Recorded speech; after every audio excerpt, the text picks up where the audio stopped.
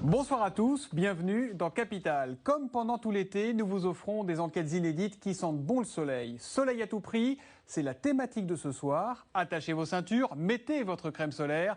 Nous allons voyager, embarquement immédiat.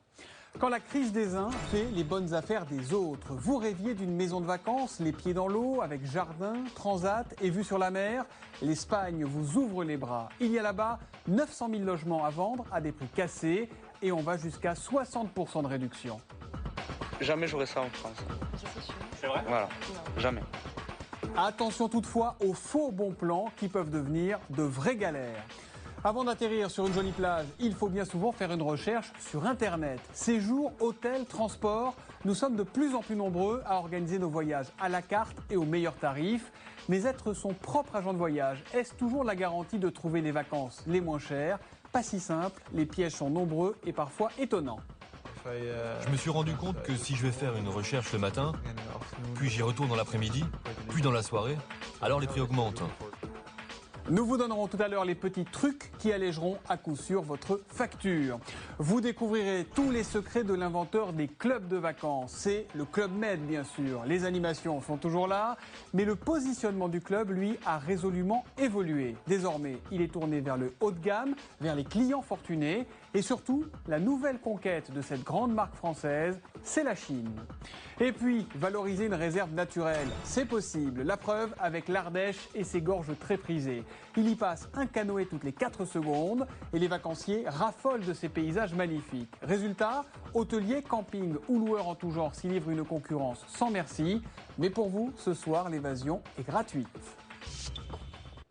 Si je vous dis Géo et GM, autrement dit gentil organisateur et gentil membre, je parie que devant votre écran, vous êtes une majorité à répondre Club Med. Le Club Méditerranée n'a pas seulement servi à inspirer les bronzés, il a aussi révolutionné les vacances des Français depuis plus d'un demi-siècle.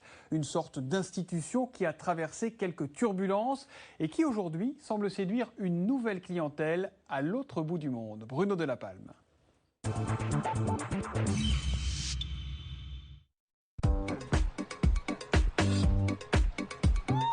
Île Maurice, une des destinations touristiques les plus prisées.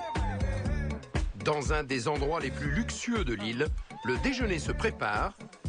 Ici, le personnel a été spécialement formé et on ne badine pas avec la présentation.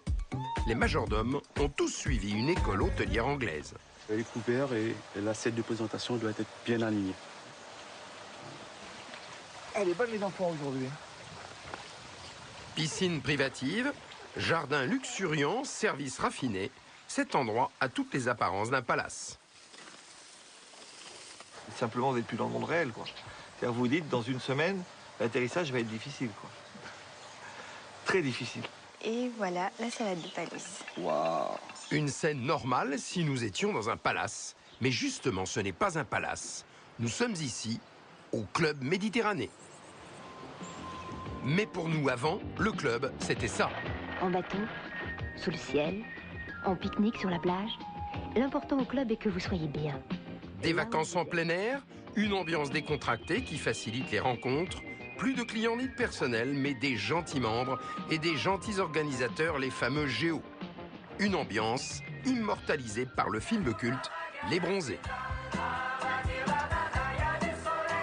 Mais pour quelle raison est-on passé des vacances populaires aux vacances de luxe, des bronzés aux argentés? C'est cette révolution que nous allons vous raconter. Pour saisir tout ce qu'elle a d'incroyable, il faut se souvenir du rêve des pionniers. Il y a 60 ans, à la sortie de la guerre, Gérard Blitz et Gilbert Trégano, un fabricant de toiles de tente, vont inventer un concept inédit. Le premier village de vacances où tout est compris, une formule qui rend les vacances accessibles au plus grand nombre. Confort rudimentaire avec case et douche en plein air, des buffets à gogo et des sports à volonté. La formule cartonne pendant des décennies, mais à la fin des années 80, la recette du club est copiée. Marmara, Look, Fram, tous offrent dorénavant des formules en village vacances, tout compris, mais beaucoup moins chères. La concurrence est féroce, Résultat, à l'aube des années 2000, le club est au bord du gouffre. C'est la situation dramatique dont va hériter il y a 11 ans Henri Giscard d'Estaing, le nouveau président nommé pour redresser le club. Un traumatisme encore vif pour le groupe. C'était une hémorragie qui ne pouvait pas durer et qui aurait pu entraîner l'ensemble de l'entreprise par le fond.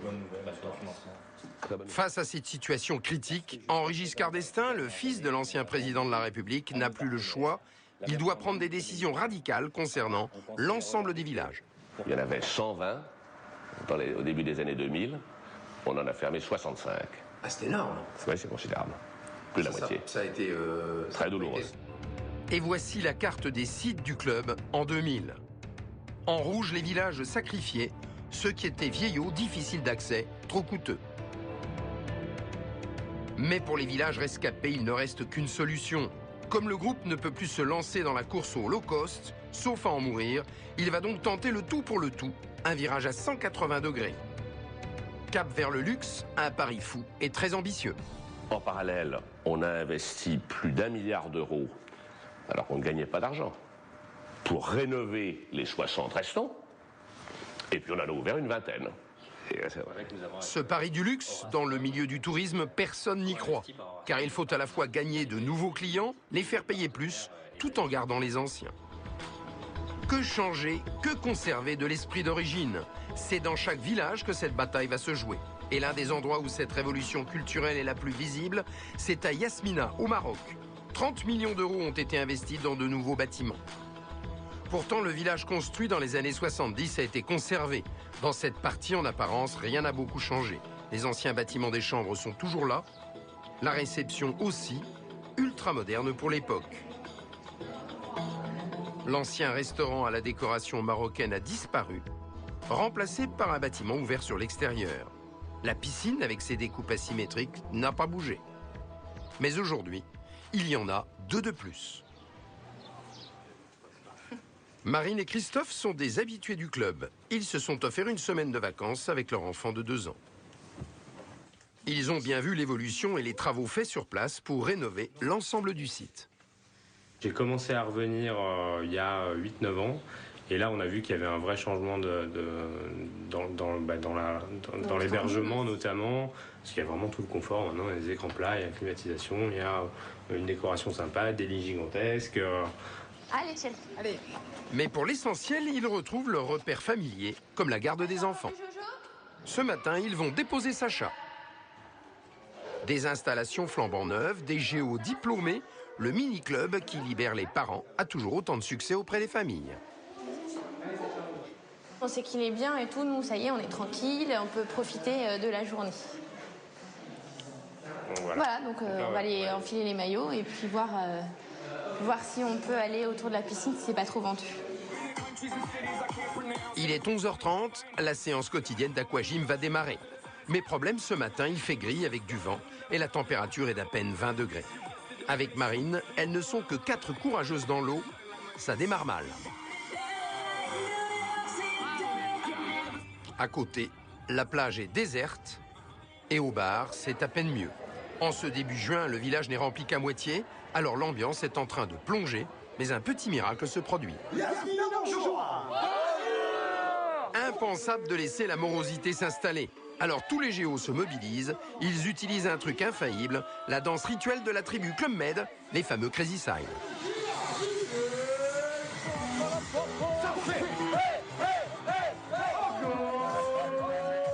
C'est leur marque de fabrique depuis plus de 50 ans. Les géos se déchaînent et ça marche. Tous les clients suivent, même les plus récalcitrants. C'est pas comme avant où on venait nous embêter pour faire toutes les activités. Maintenant, on fait vraiment ce qu'on veut. Donc voilà, en général, je regarde, je suis spectatrice. Les géos ont sauvé la matinée. L'animation, c'est une des clés du succès de la formule. L'autre atout du club qui a fait longtemps sa réputation, c'est la nourriture. Ce soir au restaurant, c'est Jérémy, le chef du village, qui fait le show. Ils ne produisent pas un spectacle, mais 3 spectacles par jour, le matin, le midi et le soir. Pour vous, l'équipe de la cuisine du Kitchen Team.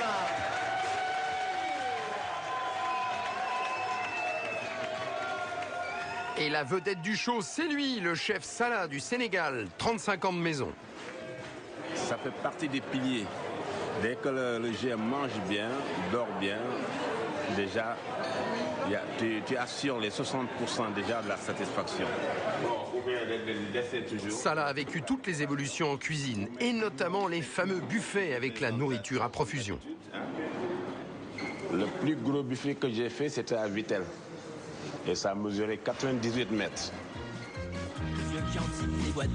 À la fin des années 70, les buffets, c'était ça. Des montagnes de denrées, l'époque de la grande bouffe, de l'esbrouf. C'était spectaculaire, mais côté gaspillage, on n'était pas très regardant. De Marie-France et de Jean-Pierre, ça fait 3 ans qu'ils sont mariés. A priori, on pourrait croire que rien n'a changé. Et vous avez tout le show ici et tout est à l'assiette ce soir. C'est toujours à volonté, mais à l'assiette. Et ça change tout. En apparence, un service gastronomique qui plaît. En réalité, ce système permet au groupe d'éviter le gâchis et au passage de faire des économies en réduisant la quantité de nourriture servie. Bon appétit. D'un simple tarama, on a fait une belle assiette. On consomme moins, mieux et on jette moins. Avec une cuillère de sauce chinoise, on fait devant vous une œuvre d'art. Et là, s'il y a un V, ça veut dire victoire. Et tout ça avec 3 crudités et un seul rouleau de printemps coupé en 2. Et il n'y a pas qu'à la cuisine que le club a évolué pour gagner plus d'argent. Même si les extras ont toujours existé, on les a multipliés. Le paquet all-inclusive, le fameux tout compris, est toujours de règle, mais de nombreux services payants se sont développés pour augmenter la marge de chaque village. Stages, cours particuliers de golf, de tennis, excursions à la carte, balades en quad, scooter des mers, sans oublier le spa, avec les soins du corps et la relaxation. Enfin au bar, si tout est inclus, il faut payer pour les bouteilles de marque haut de gamme. Tous ces suppléments sont autant de profits. Ici, on engrange en moyenne 10 à 15 euros par client et par jour. Pour un couple, pour une semaine, cela fait de 140 à 220 euros. Mais l'endroit où l'on dépense le plus d'extra est sans conteste la boutique, un vrai magasin de luxe. On y vend d'ailleurs de grandes marques, mais surtout les collections créées par le club. Et le produit phare ici, c'est le fameux t-shirt 45, créé pour le 45e anniversaire du club. Alors ici j'ai un modèle homme, donc en manche courte, donc avec le nom du village. Sur le côté, vous avez le petit sigle Club Med avec le trident. Voilà, ça se vend moins de 35 euros. 35 euros, ça n'est pas donné, mais ça ne dissuade pas les clients pour autant. J'adore les t-shirts 45 parce que je fais beaucoup de sport et j'aime bien en avoir une collection. Combien ? Je sais pas, peut-être une vingtaine. Entre la Turquie, entre les clubs de ski, on est pas mal. Chaque village a l'exclusivité de ses t-shirts. On crée ainsi la rareté et ils en vendent comme des petits pains. Vous en vendez combien par jour ? Par jour, c'est variable, ça peut être 10, 15, 20 et une journée à thème 45, c'est plus d'une centaine parfois. Chiffre d'affaires de la boutique, jusqu'à 10 000 euros par jour en moyenne. Une recette supplémentaire pour le club, mais surtout des dépenses en plus pour les clients. Seule survivance de l'esprit des débuts, comme tous les soirs, la fête attend les clients. Après tout, Marine et Christophe sont aussi venus à Yasmina pour s'amuser et pour danser. Jérémy et ses géos, tous déguisés, vont enflammer la nuit. Le spectacle se termine par une soirée de folie.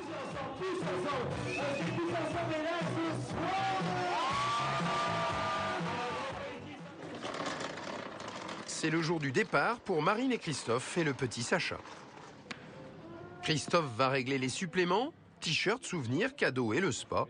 Il en a eu pour 425 euros, le double de la moyenne des clients. C'est dur de partir ? Bah, on sait qu'on va revenir, donc c'est pas grave. Avec ce savant mélange entre esprit d'origine et montée en gamme de chaque service, le club a réussi le pari de fidéliser ses anciens clients tout en étant plus rentable. Mais ça ne suffit pas. Si le voyagiste veut gagner son pari du luxe, il doit conquérir de nouveaux clients, plus argentés, mais aussi plus exigeants. Direction Paris, dans une de ses boutiques relookées. Je pense que ça va aller. Ces deux adolescents, Hugo et Colline, sont venus faire un devis pour la fin de l'année. Alors on aimerait avoir 3 devis pour partir en vacances. Donc le premier, la 2e semaine de Toussaint, à Marrakech-le-Riad. Et vous seriez accompagné par qui? Notre grand-mère et notre petite sœur. Parfait. Alors, donc, pour cette date de départ, le devis pour vous 4 s'élève à 9 551 €. Alors, qu'est-ce que vous avez envie de faire à la fin de l'année? Alors, moi, je partirais bien la première semaine de Noël à Sinaï Bay. D'accord. Donc 5 tridents à l'Oasis. Très bien. Sinaï Bay, c'est en Égypte. Ils choisissent les villages les plus luxueux et les plus chers. Et ce n'est pas fini. Après Noël sur la mer Rouge, ils veulent passer le jour de l'an au sport d'hiver. Sinon, vous m'avez dit que vous souhaitiez... Oui, pour finir, on partirait à Val d'Isère. D'accord. Donc la 2e semaine, du coup, des vacances de décembre. Ils vont exploser le devis. Exactement, oui. Ouais.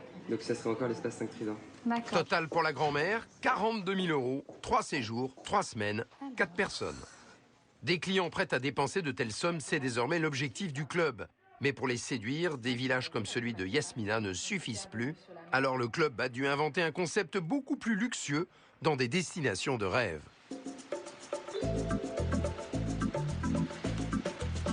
À 9000 km de Paris, sur l'île Maurice. C'est ici qu'en 2008, ils ont ouvert leur premier village haut de gamme. Jusque-là, leur classification s'arrêtait aux 4 tridents. La plantation d'Albion est devenue le premier 5 tridents. Avec pas moins de 22 hectares, Albion offre une grande capacité, de quoi loger près de 700 personnes. Tout a été fait pour que les clients aient une réelle impression d'espace. C'est tellement étendu qu'un service de voiture électrique fonctionne 24 heures sur 24. Ici, il y a un nouveau concept, la piscine calme. Le bruit et les enfants sont proscrits, on appelle ça l'espace zen. Pour attirer cette nouvelle clientèle, le club a dû appliquer des codes de luxe qui jusque-là lui étaient étrangers.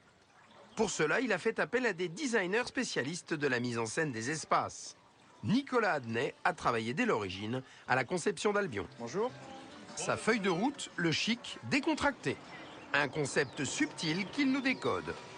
C'est aussi un exercice passionnant d'arriver à insuffler des codes de luxe tout en gardant le côté très décontracté, le côté facile à vivre. Donc c'est un bel exercice aussi pour un architecte d'intérieur. C'est dans une des suites du bord de mer, avec terrasse et plage privée, qu'il nous emmène. Et voici comment le club est vraiment monté en gamme. Les codes du luxe s'expriment jusqu'aux plus infimes parties des meubles ou des ornements. C'est le fait de traiter le détail qui va faire que ce n'est pas simplement un décor, mais on est véritablement dans quelque chose de foncier, foncièrement confortable et luxueux et sans ostentation. Tout n'est pas dit tout de suite. On va être sur des codes beaucoup plus subtils que le client va découvrir au fur et à mesure. Ce tableau, par exemple, quand on va s'approcher, et ça peut prendre 2, 3 ou 4 jours, et le client va découvrir qu'en fait, ce n'est pas un tableau, c'est tout un ouvrage de broderie. Toutes ces fleurs sont entièrement en broderie de soie, par exemple. La suite fait 70 mètres carrés, les espaces soigneusement agencés. Ici, on ne vous propose pas une chambre, mais un scénario, une histoire. L'idée, effectivement, c'est que le client soit toujours en connexion avec cette vue extraordinaire. Donc, depuis sa salle de bain et la baignoire double, creusée en pierre, s'ouvre sur cette fenêtre. En fait, on crée comme un tableau, passe au-dessus du lit et met les gens en connexion avec cette vue extraordinaire.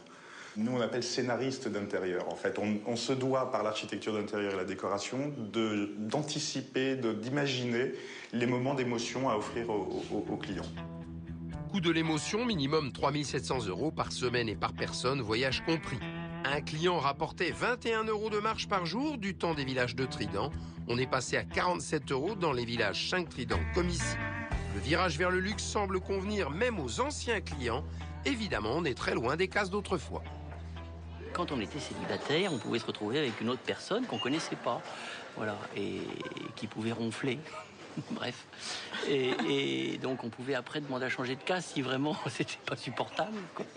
C'est ce qui m'est arrivé il y a 20 ans. Voilà, enfin, moi j'y allais pour... à l'époque, il y avait une ambiance formidable, quoi. Il y avait un esprit qu'on a retrouvé ici. Qu'on retrouve ici, mais avec une gamme différente, vous voyez. Avec les années, les clients se sont embourgeoisés. Il était temps pour le club d'évoluer aussi pour récupérer les mécontents. On a 3 enfants, dont 2, ça leur plaisait plus, donc on n'y allait plus. Et oui, là, mais c'était surtout au niveau de l'hôtellerie aussi. On a eu une mauvaise expérience. On n'était pas très bien logés. Voilà, donc c'était pas forcément très confortable avec des enfants petits. Donc je pense qu'il était nécessaire que le club évolue. Donc au niveau confort notamment. Les goûts des gens ont changé aussi. Les goûts des gens ont évolué. J'ai voilà, l'impression. Hein. Ouais.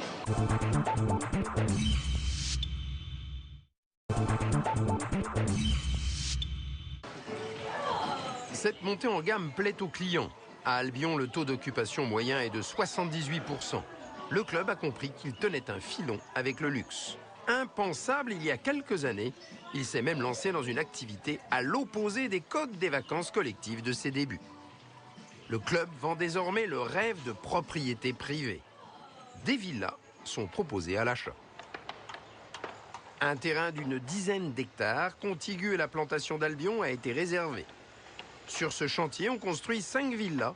Elles ont chacune 3 ou 4 chambres, mais toutes avec jardin et piscine privée. Ce sont les dernières nées d'un domaine qui en compte déjà 26. Pour accéder à cette zone réservée, il faut franchir une enceinte gardée.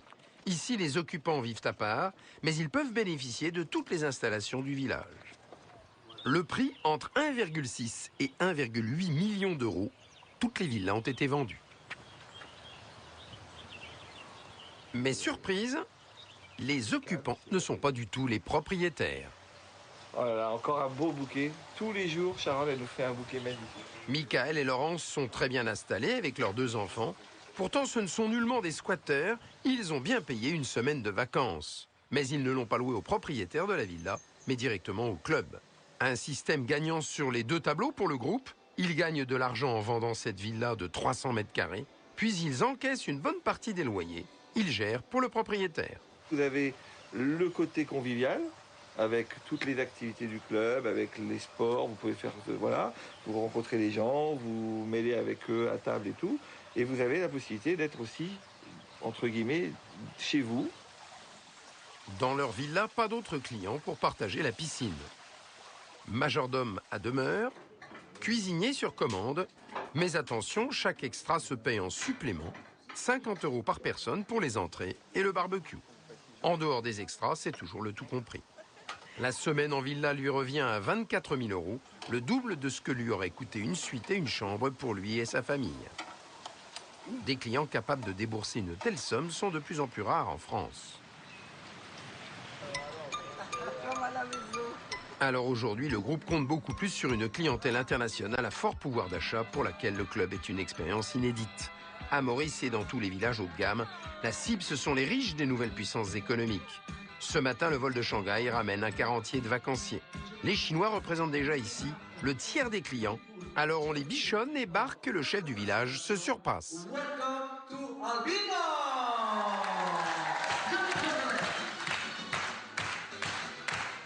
Aujourd'hui, il faut réviser nos idées reçues. La Chine compte désormais une classe de nouveaux riches très importante. Ils sont plus de 80 millions. Alors à Albion, ils ont un personnel dédié qui parle leur langue et connaît leurs habitudes. Le client est roi et comme maintenant il est chinois, on s'adapte. Au niveau des équipes, on a revu complètement notre recrutement. C'est qui représente à peu près 11 géos qui sont dédiés vraiment au niveau de toutes les activités, au niveau des enfants, au niveau des sports, pour leur apporter l'accueil qu'ils méritent. Les Chinois apprécient beaucoup l'ambiance du village, son côté social et les animations.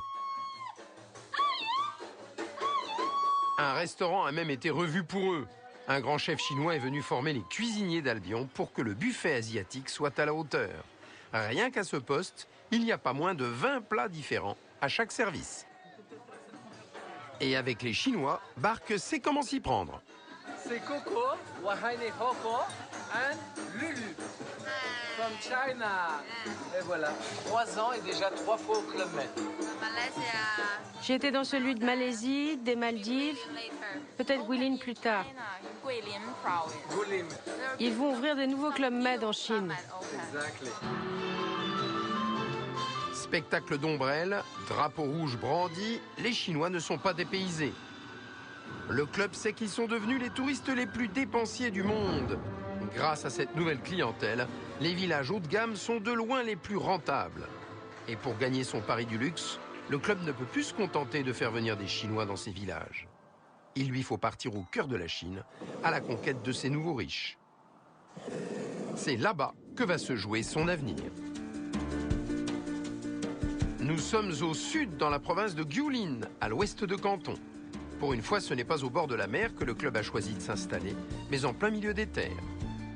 Ces étonnantes montagnes en forme de pain de sucre, c'est la carte postale traditionnelle de la Chine.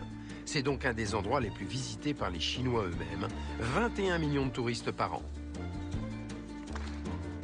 Dans le futur village encore en chantier, on attend un hôte de marque. Voici le comité d'accueil avec à sa tête Karim, le chef des géos. Le président Henri Giscard d'Estaing en personne. C'est la réalité. Voilà, je la découvre. Hello, Gong, how are you? Welcome. Monsieur et Madame Tsao sont les propriétaires du site. S'il a fait le voyage jusqu'ici, c'est parce que l'ouverture du village est cruciale pour le développement du groupe. Pour ce nouveau site en Chine, on a fait les choses en grand. Dès l'entrée, c'est la taille qui frappe. C'est ici que seront reçus les futurs clients chinois. Tout a été fait pour créer un choc visuel avec vue sur les montagnes. À l'origine, les propriétaires du site avaient ouvert il y a 12 ans le premier hôtel Relais Château de Chine, au cœur d'un parc rempli d'œuvres d'art. Mais il était loin d'être plein, alors ils ont fait appel au Club Med dans l'espoir d'avoir un établissement rentable. Ce nouveau bâtiment abritera 280 chambres. Et le président veut tout contrôler avant l'ouverture prévue cet été. À sa gauche, le décorateur responsable de cet énorme chantier, c'est Marc Ertrich. Ah, le violet, oui. Ouais. Ouais. Alors, donc, La liseuse. elle est à la bonne hauteur. Plus ou moins. Plutôt moins que plus. Je pense quand même qu'elle peut être un peu plus haute. Hein. Monter. C'est ça. Il faut aller à côté du lit. C'est allongé, Henri. Ah oui, mais enfin, là, faut les recoucher. Et son inspection minutieuse se poursuit dans cet immense atelier. C'est là que seront situés les restaurants. Un tapis de mosaïque avec dragon accueillera les vacanciers. Là, nous arrivons dans le Village Center. Le futur bar donne le vertige. Le côté loft conservé et le côté atelier poussé au maximum, avec évidemment le côté festif qui va apparaître petit à petit. En face, dans la salle de spectacle, tout est fait pour impressionner les futurs clients. Ah voilà, la cathédrale. C'est la salle de spectacle, mais aussi effectivement qui sera aménagée pour faire des défilés de mode. Et puis avec donc, un trapèze volant qui est accroché, on le voit en haut, avec ensuite un immense filet, qui permettra aussi de faire des dîners, avec pendant le dîner une démonstration de trapèze. Ils ont prévu pas moins de 4 salles de restaurant, toutes avec des décorations différentes et des salons privatifs. Et alors c'est là où il y aura le jardin chinois. Là, il y aura le jardin avec la cascade en face de cette salle-là. Avec des salles de conférence pour 600 personnes, le club espère remplir au maximum son village. Et pour tout ce chantier titanesque, le montant de la facture n'est pas leur problème. Nous ne le connaissons pas, puisque c'est entièrement financé par le propriétaire. Ah oui. Entièrement financé par le propriétaire, donc nous ne savons pas. Ah oui. Absolument. Mais le club, comment ça se passe? Le club loue Le club est gestionnaire. Après, son rôle est de faire ça, d'exploiter. Pour le groupe, c'est 70 millions d'euros d'économiser. Avec ce nouveau mode de gestion, ce sont les partenaires qui investissent. Le voyagiste se contente d'exploiter les nouveaux villages. Avec le pari du luxe, voici donc l'autre face de la recette gagnante. C'est pourquoi des investisseurs chinois ont misé sur le club. Le groupe Fosun est devenu l'un des tout premiers actionnaires. Désormais, la firme au trident bat pavillon franco-chinois, de quoi répondre à l'immense marché qui s'ouvre à eux. Ce site a beau être classé patrimoine mondial de l'humanité, sont-ils sûrs que cela va marcher? Dans ce pays, la formule est encore inconnue. La Chine, l'année dernière, a été le premier marché touristique mondial. C'est-à-dire que ce que les Chinois ont dépensé en tourisme dans le monde, c'est la somme la plus importante de tous les pays du monde. Et ce village sera le premier resort, c'est-à-dire vraiment organisé pour les vacances en Chine. Vous avez des multitudes de superbes hôtels de toute nature, mais il n'y a pas de resort qui soit vraiment tourné vers les loisirs et les vacances. Et celui-ci est le premier. Et à horizon 10 ans, on imagine combien est-ce qu'il pourrait y en avoir? comptez les montagnes. Ce qui est sûr, c'est qu'il y aura 5 villages d'ici 2 ans. Objectif, 200 000 clients chinois. Encore faut-il toucher et séduire cette cible de choix. Alors ils ont fait venir aujourd'hui le gratin de la presse chinoise. Plus de 50 journalistes représentant les plus importants médias ont été conviés à découvrir le site. La réussite commerciale en dépend. Ce soir, le club n'a pas droit à l'erreur et le président se transforme en géo. Jano. Each time there is a party, Jano is there. En plus de la bonne humeur, ils vont tout faire pour leur en mettre plein la vue. Champagne à volonté, grotte féerique, feu d'artifice somptueux devant le lac. Pour le président Henri, la soirée commence plutôt bien. De bon augure pour la suite. Vous sent optimiste et content. Ce n'est pas le bouquet final. C'est le début du feu d'artifice. La formule du club va-t-elle prendre en Chine?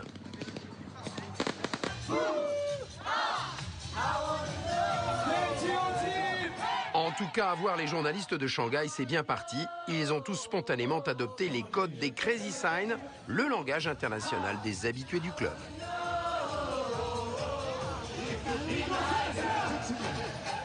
Aujourd'hui, votre meilleur agent de voyage, c'est vous. Et vous pouvez passer des heures sur votre ordinateur à vous concocter votre séjour sur mesure, le billet le moins cher, le meilleur plan hôtel, la location de voiture la plus intéressante ou que sais-je encore. Souvent, le résultat est d'ailleurs très intéressant, mais à une condition, restez toujours sur ses gardes. Maël Joulin a constaté que derrière un bon plan peut parfois se cacher une belle embrouille.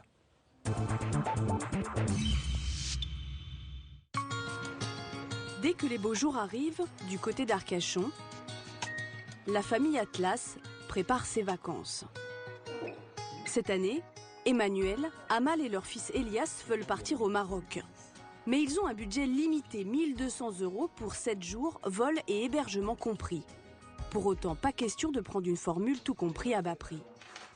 On savait dès le départ ce qu'on voulait, c'était un voyage hors des sentiers battus, pas forcément quelque chose d'organisé, on mange à telle heure, on sort à telle heure. Donc on voulait quelque chose qui nous convienne à notre budget, bien sûr, et puis à nos attentes. Tu me laisses 30 secondes ton ordi ? Pour trouver leurs vacances sur mesure, Emmanuel et Amal ont sans hésitation choisi de chercher sur Internet.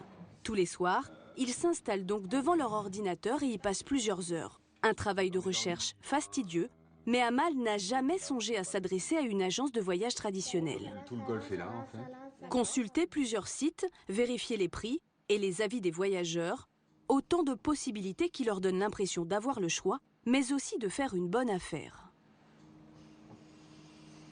On fait un voyage tous les 4 ans à peu près, et donc pour être sûr d'avoir le bon produit au bon prix. Et oui, puis c'est le côté un petit peu avoir l'impression d'avoir fait une affaire. C'est peut-être les origines qui remontent. Je suis pas vendeuse de tapis, mais... Comme cette famille, de plus en plus de Français surfent sur le net pour organiser leurs vacances et veulent des voyages qui leur ressemblent. Désormais, les séjours tout inclus n'ont plus le vent en poupe. Ce qui se vend le mieux, c'est le sur-mesure à prix discount. Mais parmi les milliers d'offres sur Internet, comment réussir à trouver les vacances de ses rêves? Guillaume Cussac est vice-président de l'un des plus gros sites de voyage en Europe, eBookers. C'est l'un des géants du secteur. Il fait partie des 5 premiers sites de voyage les plus visités. Chaque jour, 65 000 personnes s'y connectent. Et pour cette agence de voyage, les formules personnalisées à prix cassé sont devenues une priorité. Et là, on a une incrustation de texte, hein, c'est ça? Depuis 3 ans, un produit spécial a fait son apparition, l'IPAC. Le principe est simple, même si le voyageur choisit son vol et son hôtel, il bénéficie quand même d'un tarif groupé. Là, je m'apprête à effectivement faire une recherche d'un vol plus hôtel à destination de New York. Pour 2 personnes, je vais essayer effectivement de composer et d'assembler à la fois mon vol et ensuite d'aller choisir parmi la liste des hôtels qui sont proposés celui qui me correspond le mieux. J'ai choisi le vol par exemple avec cette compagnie aérienne qui est un vol direct et qui me fait partir effectivement en milieu de matinée depuis Paris, ce qui me va bien parce que j'ai du mal à me lever tôt. Donc une fois que j'ai sélectionné ce vol-là, je rentre dans la deuxième phase qui est effectivement choisir mon hôtel. Et justement, l'IPAC permet d'avoir cette totale liberté de choisir parmi tous les hôtels qui sont référencés à New York, donc il y en a plusieurs centaines. Proposer tous ces choix de vol et d'hôtel est indispensable pour que le client trouve chaussure à son pied et achète le pack. L'agence de voyage cherche à en vendre le plus possible et pour cause, c'est son produit le plus rentable. C'est stratégique parce que, effectivement, notre modèle économique consiste à être rémunéré par les fournisseurs. Si on capture non seulement l'achat du billet d'avion pour se rendre sur place, mais également sur l'hôtellerie, qui sont a priori les deux principales composantes en termes de budget de dépenses des consommateurs, ça veut dire que notre base de rémunération va être plus importante. Et pour encourager le client à acheter l'e-pack, l'agence de voyage a trouvé un argument très percutant. Il permettrait aux consommateurs de faire des économies. Ainsi, pour le séjour Paris-New York, il est écrit en gros 263 € d'économies réalisées. Nous avons fait le calcul. Et en effet, en achetant le vol et l'hôtel séparément, le consommateur aurait payé 1 619 € pour le vol et 1 550 € pour l'hôtel, soit 3 169 € en tout, contre 2 900 € en pack. Et si le site peut proposer des prix aussi bas, c'est qu'il est sûr de vous vendre 2 produits au lieu d'un, quitte à rogner sur sa marge. Bon, mesdames, on y va ? Grâce à l'e-pack, cette agence réalise 25% de ses bénéfices. Donc on est dans la grande salle. Alors évidemment, Guillaume Cussac suit les ventes de très près. Aujourd'hui, il veut connaître les chiffres de leur dernière opération promotionnelle sur Istanbul. Donc Istanbul, on était sur du 4 nuits avec vol et en hôtel 4 étoiles à 390 € en prix d'appel. Et donc les résultats en termes de production et... On a une hausse des transactions de 20%, on a une hausse du net revenu de 63%. D'accord. Voilà. Bon, tu veux ça rapidement ? Ok. Merci. Alors, il nous reste à couvrir, essayer de monter des nouvelles OP. Oui. L'opération Istanbul a été un succès. C'est la preuve que ce produit marche très bien auprès des clients. Guillaume Cussac réfléchit donc déjà aux prochaines opérations spéciales. Pour détecter les destinations phares, Aurélie scrute en permanence les lieux de vacances demandés par les internautes. Capacité hôtelière, une destination qui remonte un petit peu au cours des 3 dernières semaines, ce sont les Antilles françaises. On a un petit peu regardé par rapport à nos concurrents ce qu'on devait arriver à proposer comme tarif à cette période-là. Il faudrait qu'on soit sur un prix d'appel, on va dire septembre, première semaine de septembre, à 750 € le vol, TTC et les 7 nuits d'hôtel par personne sur du 3 étoiles, qui va dépendre de 0. Habituellement, pour 750 €, vous n'avez que le vol pour les Antilles. Le défi est donc de taille. Désormais, tout repose sur les épaules de Véronique, car c'est elle qui va négocier avec les compagnies aériennes. Sa mission, dégoter des vols vers les Antilles à prix cassé. Et pour compliquer le tout, sa recherche concerne la période des vacances scolaires et elle ne veut que des vols directs.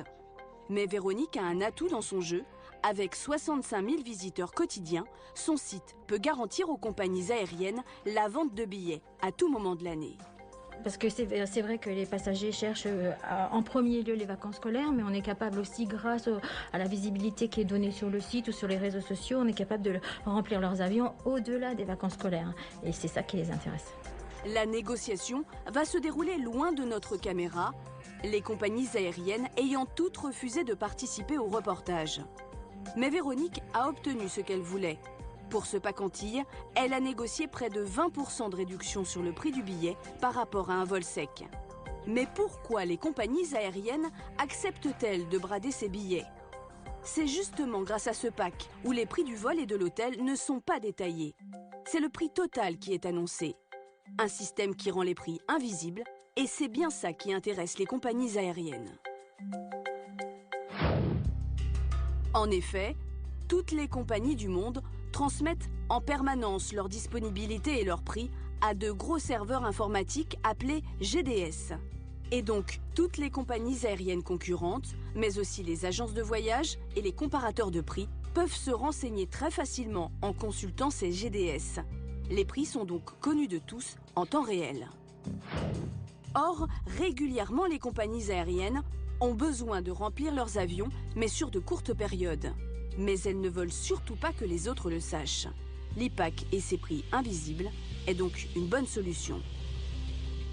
Les compagnies aériennes, ça les intéresse de travailler sur une formule IPAC parce que c'est une façon pour elles de baisser leurs tarifs sans que ce soit vraiment visible et sans que la concurrence suive. En plus, on leur garantit du remplissage. Donc non, au contraire, elles aiment bien. Pour pouvoir faire des promotions sur les billets d'avion, toutes les grandes compagnies aériennes du monde sont donc prêtes à contourner le système de mise en commun des informations. Côté particulier, les astuces ne manquent pas non plus pour trouver des vols au meilleur prix. Mais ce n'est pas à la portée de l'internaute lambda. Alors pour être conseillé, on peut aujourd'hui faire appel à de vrais experts du billet d'avion pas cher. Mais qui sont-ils et quelles sont leurs astuces pour vous obtenir des vols au meilleur prix? Il est 5h30 et Charles Guillamon a du mal à se réveiller. Un petit café, ça va encore mieux. Ce matin, Charles accepte de nous montrer une de ses astuces, être devant son ordinateur avant 6h du matin. Car entre 2h et 6h du matin, certains sites ne facturent aucun frais de réservation. Mais juste après 6h, c'est trop tard.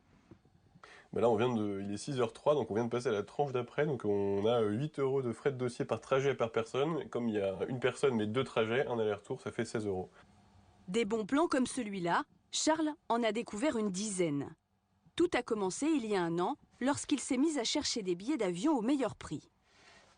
Je vais aller à un mariage d'un ami, j'avais d'autres amis qui partaient, qui payaient relativement cher et j'ai besoin de trouver moins cher.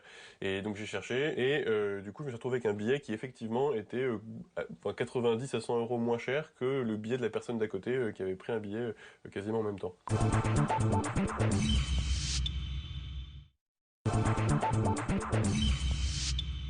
Cette histoire va être un déclic pour se diplômer d'une grande école de commerce.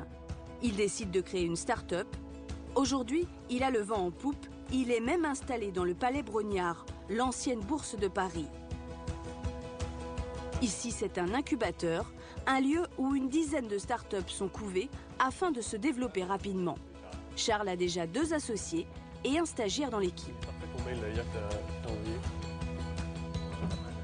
Suite à ce mariage là justement où j'avais galéré comme un fou pour trouver le meilleur billet, je me suis dit que j'étais tout à fait, j'aurais été très content de payer quelqu'un pour qu'il fasse ce travail pour moi et qu'il aille chercher tous les billets que j'ai cherchés pendant des heures en ayant du mal à les trouver. Je suis persuadé qu'il y a beaucoup de manières de trouver des bons plans pour le billet d'avion parce que l'industrie aérienne est une espèce de superposition de couches qui ressemble un peu à un gruyère avec plein de trous dans lesquels on peut aller s'engouffrer pour aller trouver les bons plans et que rentrer dans ces bons plans, ça suppose de savoir où sont les trous et ça suppose de savoir y rentrer, quoi. Savoir repérer le trou du gruyère aérien n'est pas à la portée de tout le monde.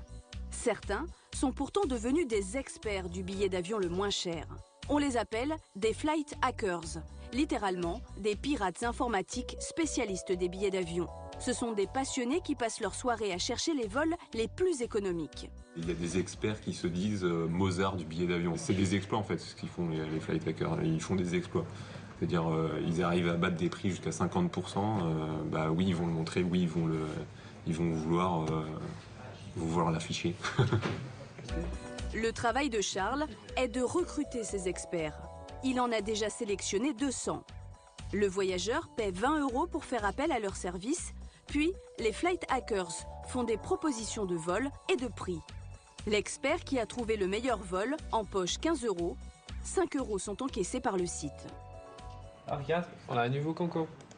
Justement, un voyageur vient de déposer une demande de billet d'avion sur le site. C'est Paris-Vancouver. C'est 2 adultes, 2 enfants, une bébé. Et on a déjà lancé il y a 1 heure. On a déjà une proposition de Martin. Martin, c'est lui. Et évidemment, il est devant son ordinateur. Mais il y a 2 heures, Martin rentrait du travail, à vélo, comme tout bon Hollandais qui se respecte. Car Martin vit à Amsterdam, à 500 km des bureaux de Charles. Martin est cadre dans l'industrie pétrolière, un travail stressant. Et aussi bizarre que cela puisse paraître, rechercher des vols au meilleur prix, c'est sa façon à lui de se détendre.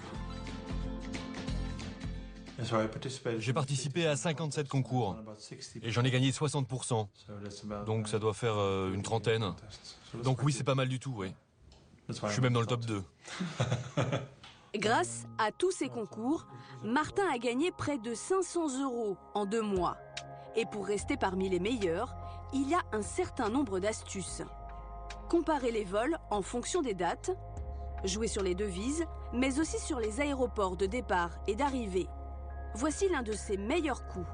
Un voyage Paris-Panama City en Floride. Il a fait atterrir le voyageur à Valparaiso, à seulement 1 heure de route. C'est tout bête, mais le client n'y avait pas pensé.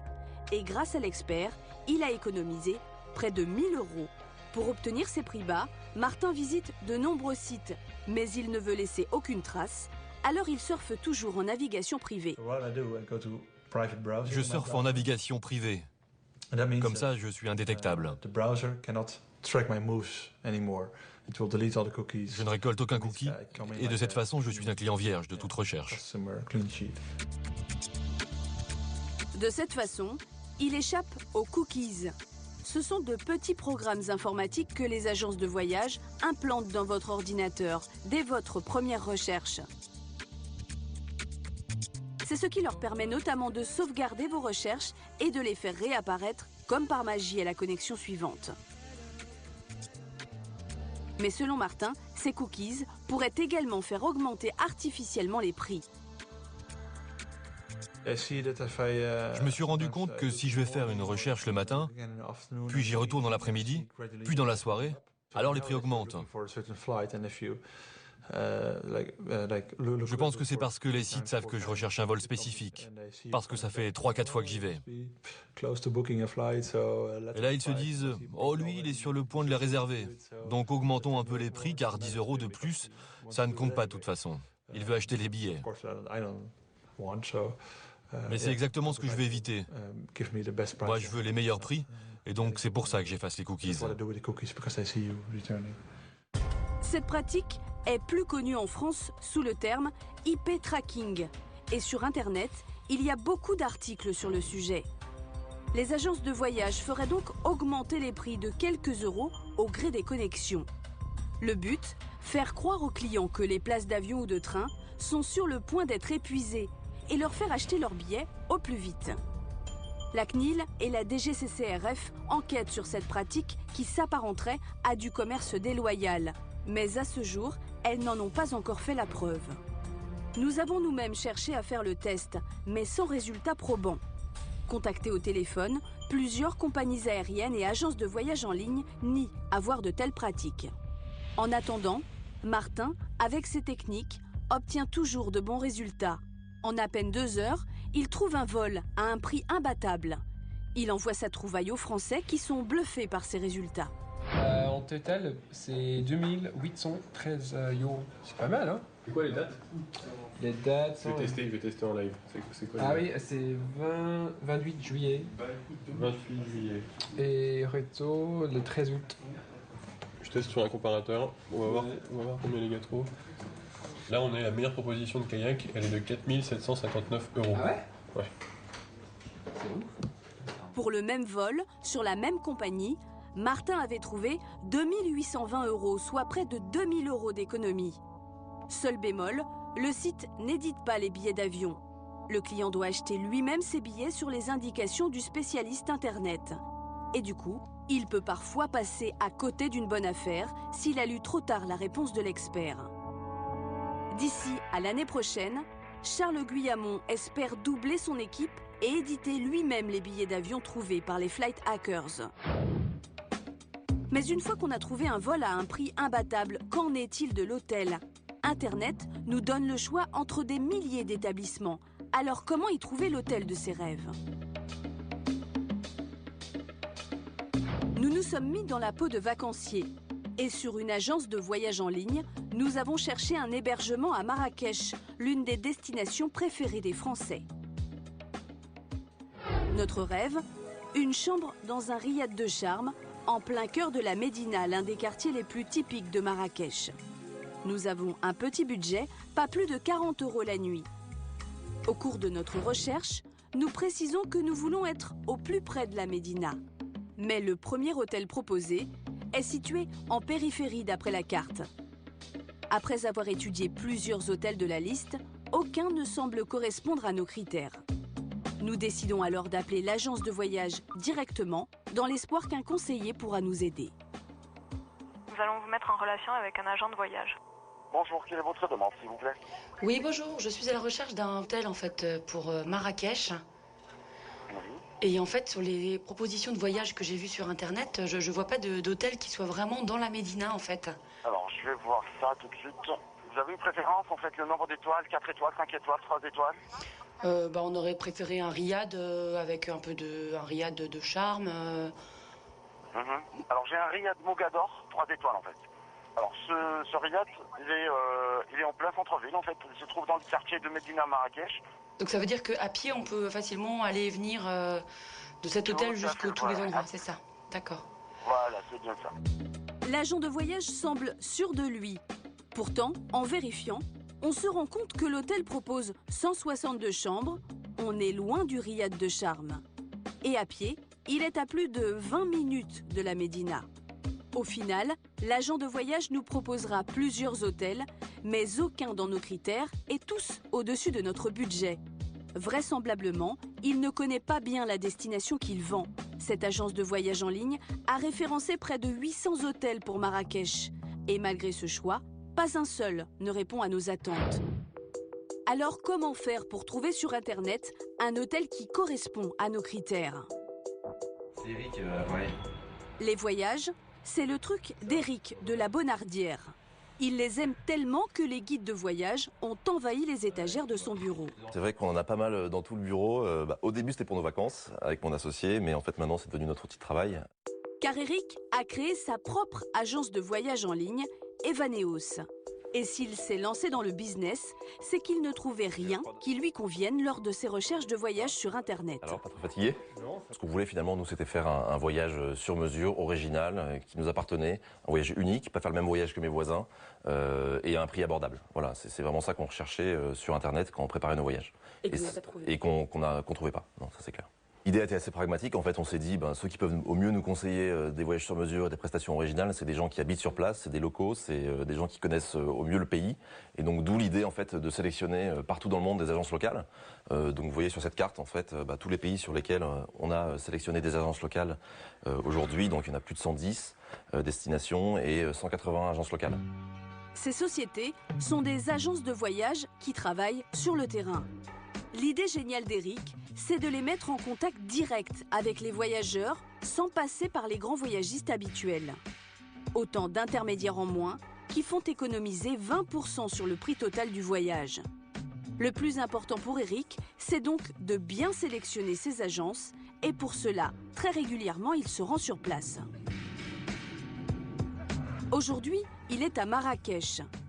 Il doit rencontrer Jean-Pierre, un agent local implanté depuis 25 ans dans le royaume. L'objectif du jour, évaluer la qualité des circuits découvertes qu'ils vont proposer à leurs clients. Salut Eric. Tu vas bien? Ouais, bien avec toi. Super. C'est bon voyage? Très bon voyage, écoute, pas de retard. Tout s'est bien passé. On va arriver. Alhamdoulilah. Ouais. D'habitude, Jean-Pierre travaille avec de grands voyagistes français. Mais depuis 2 ans, il veut travailler directement avec les voyageurs. Eric et son site lui apportent une vitrine inespérée en France. Donc moi, ça m'intéresse de toute manière de participer à son business parce que j'ai envie de travailler avec lui, quoi. Ça m'amène plein de choses. Tu rognes sur ta marge pour nous rétribuer. Bien sûr. Mais c'est transparent pour le voyageur à la fin. Oui. On est d'accord. Oui. Pas de marge supplémentaire, cela veut dire un voyage moins cher pour l'internaute. Mais le vrai plus, ce n'est pas le prix, c'est le réseau local de Jean-Pierre. Il emmène Eric dans la Médina visiter un riad. C'est un hôtel de charme qui n'apparaît pas sur les sites des grosses agences de voyage. Et pourtant, cet hôtel est un vrai bon plan. Ouais. Et là, donc c'est là. C'est là? Ouais, Okay. On voit à peine riad à Derbaz. Donc là, c'est tout le bâtiment. C'est toute la maison, ouais. Ici. Donc c'est une maison de famille, en fait. Ouais.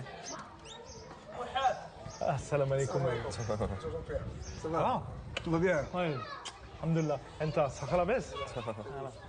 Bonjour. Je présente Eric. Enchanté. Moi-même. Merci. Superbe. Voilà. Donc, le riad est complet aujourd'hui, mais Eric insiste pour le visiter. Et il va aller de bonne surprise en bonne surprise. Les chambres sont spacieuses et joliment décorées. Les sols et les murs sont typiquement marocains et donnent tout leur charme au riad. Enfin, les touristes peuvent profiter d'une jolie terrasse sur le toit. Tout cela pour 40 € en moyenne. Jean-Pierre a mis le doigt sur une vraie pépite.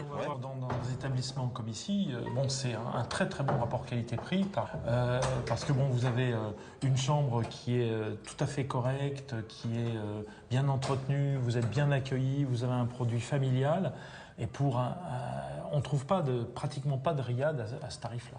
Ouais, c'est clair. Entre 30 et 50 €, c'est sûr que c'est très quasiment difficile. imbattable. Ouais, c'est imbattable. Jean-Pierre a l'air sûr de lui, mais ce riad est-il vraiment une exception? À ce prix-là, que proposent les grosses agences de voyage en ligne? Après plusieurs heures de recherche sur Internet, nous avons fini par trouver une chambre dans un riad de la Médina. Nous nous y rendons en caméra discrète. Premier constat, la chambre est minuscule et le lit touche presque le lavabo.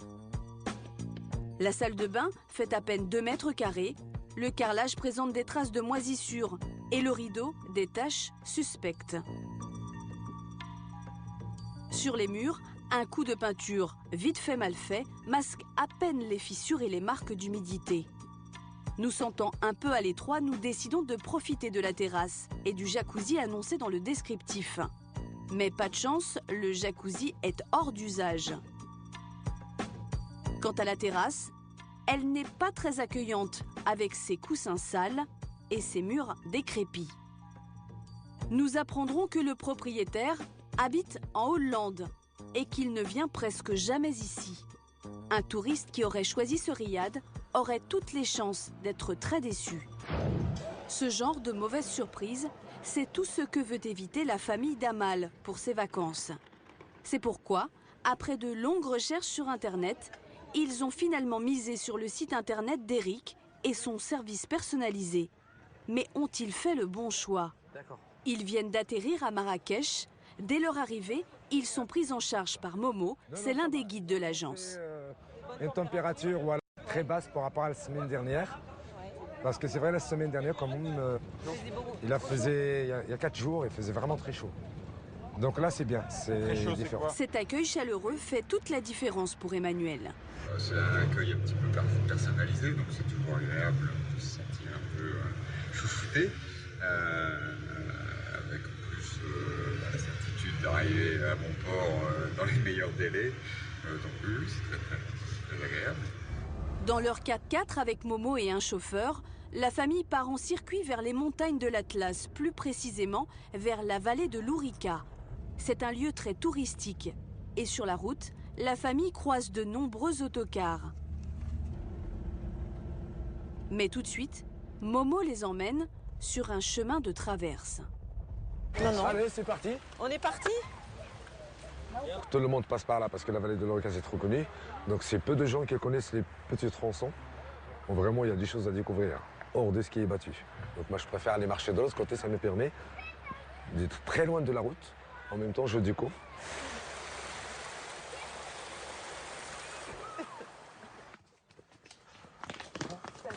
La matinée va passer ainsi, agrémentée de promenades d'1 à 2 heures et des explications de Momo. Au milieu de ce paysage magnifique, Amal est enchantée. Et on a l'impression d'être seul au monde et c'est plutôt plaisant. Et d'avancer à notre rythme, au rythme de Momo qui nous donne des explications, des petites anecdotes. Donc c'est plutôt chouette. On est un peu... moi je suis dans un petit nuage. Salam alaikum. Et la famille va aller de découverte en découverte. Dans un petit village, ils vont déguster un tagine traditionnel, cuit sur des braises. Ils vont sillonner des routes isolées de la vallée. Et finalement, arriver à leur étape du soir. Ce soir, la famille dormira dans cet hôtel perdu dans la montagne, un site exceptionnel. Ici, tout est construit avec des matériaux locaux, mais dans les standards européens. Une adresse confidentielle dégotée par l'agence de voyage. J'aurais pas forcément pensé à aller si loin, au milieu de nulle part, et de trouver Une perle pour le moment, enfin jusqu'à présent. On va voir comment sont les chambres, mais là pour le moment, regarde, rien que là, on en a plein les mirettes. D'étape en étape, ils vont passer les 5 prochains jours à découvrir le pays dans les meilleures conditions. Le tout pour un prix très abordable, 400 € par personne tout compris. Mais pour Amal, le plus important c'était de vivre des moments à part, en famille, mission réussie, et ça n'a pas de prix.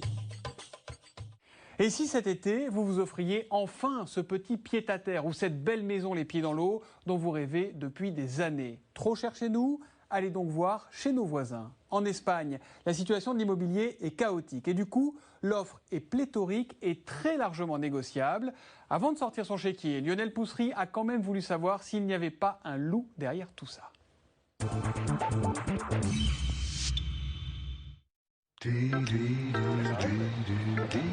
À 40 km de la France, Empuria Brava, au nord de l'Espagne. 25 km de canaux, cette petite ville est surnommée la Venise espagnole. De jolies villas devant lesquelles sont amarrés de beaux bateaux qui peuvent rejoindre la Méditerranée toute proche. Un endroit idéal pour une résidence secondaire. C'est justement ce que viennent de s'offrir Dominique et Christian. Depuis 10 ans, ils rêvaient d'une maison au bord du canal, un petit coup de peinture, et leur bonheur sera parfait.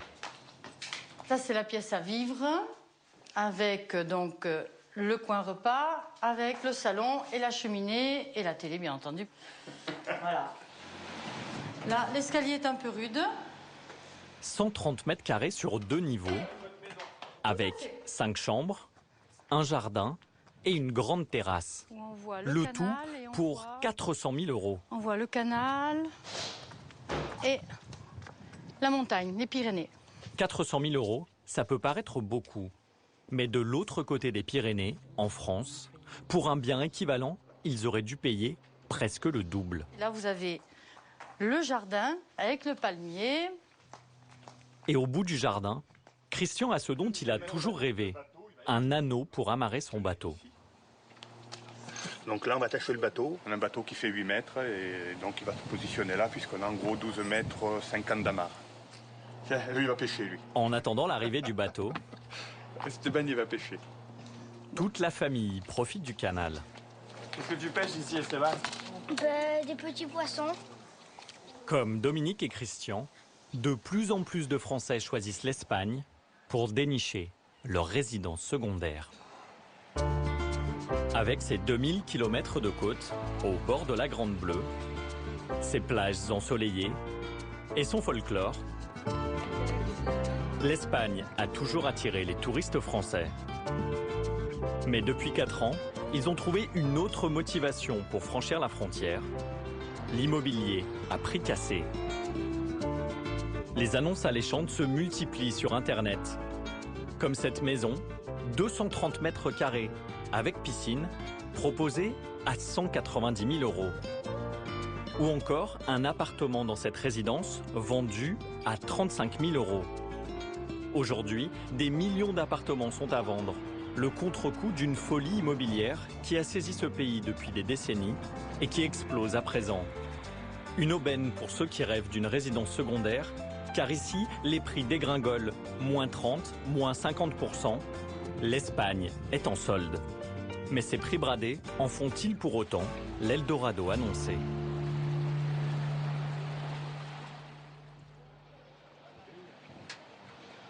Pour les Français, la chasse aux bonnes affaires commence souvent à Empuria Brava. Nous sommes à moins d'1 heure de la frontière française. Et d'ailleurs, au bord des canaux, cela s'entend. Bonjour. Bonjour. Bonjour, bonjour. Vous venez d'où? Merci bien. Saint-Étienne. Vous êtes français? Oui. Vous venez d'où? Marseille. Marseille? Oui. De Toulouse. On vient de Marseille. Bientôt, ça va. Au lieu d'être en Espagne, ça va devenir en France. Oui, parce qu'il y a de plus en plus de Français. Mais il n'y a pas que la proximité de la frontière qui attire les Français. Bon voyage. Merci. Il y a aussi le prix de l'immobilier.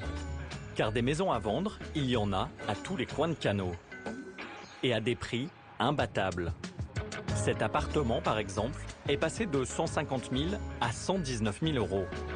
Il y a même un studio de 27 mètres carrés à 45 000 euros. Et il y a bien une raison à ces prix cassés à Emporia Brava. Un effet boomerang que personne n'avait prévu. Tout commence en 1960. Cette ville se limitait alors à quelques terres agricoles. Des agriculteurs font un pari incroyable, transformer ces champs en lieux de vacances. Ils s'inspirent de Venise et à coups de bulldozer creusent des canaux dans les terres pour créer une marina. Le succès est immédiat. Les résidences secondaires poussent comme des champignons.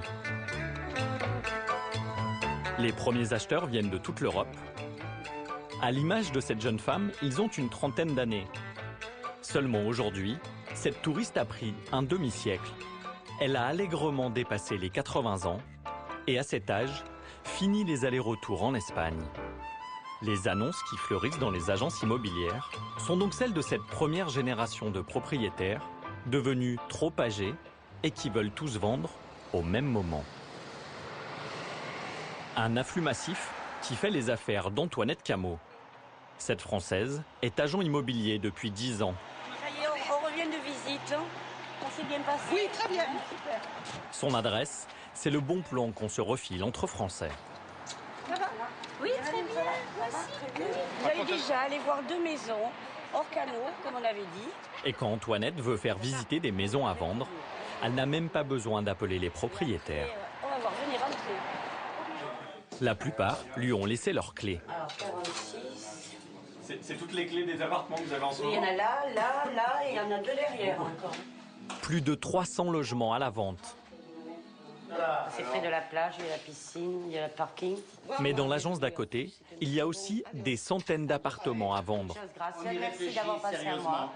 Alors pour que les clients achètent chez elle, Antoinette a sa méthode. Je les embrasse parce que je les connais très bien. Oui. Elle va l'appliquer avec ce jeune couple de Français. Il s'adresse à Antoinette car elle a déjà vendu une maison aux parents de Guillaume.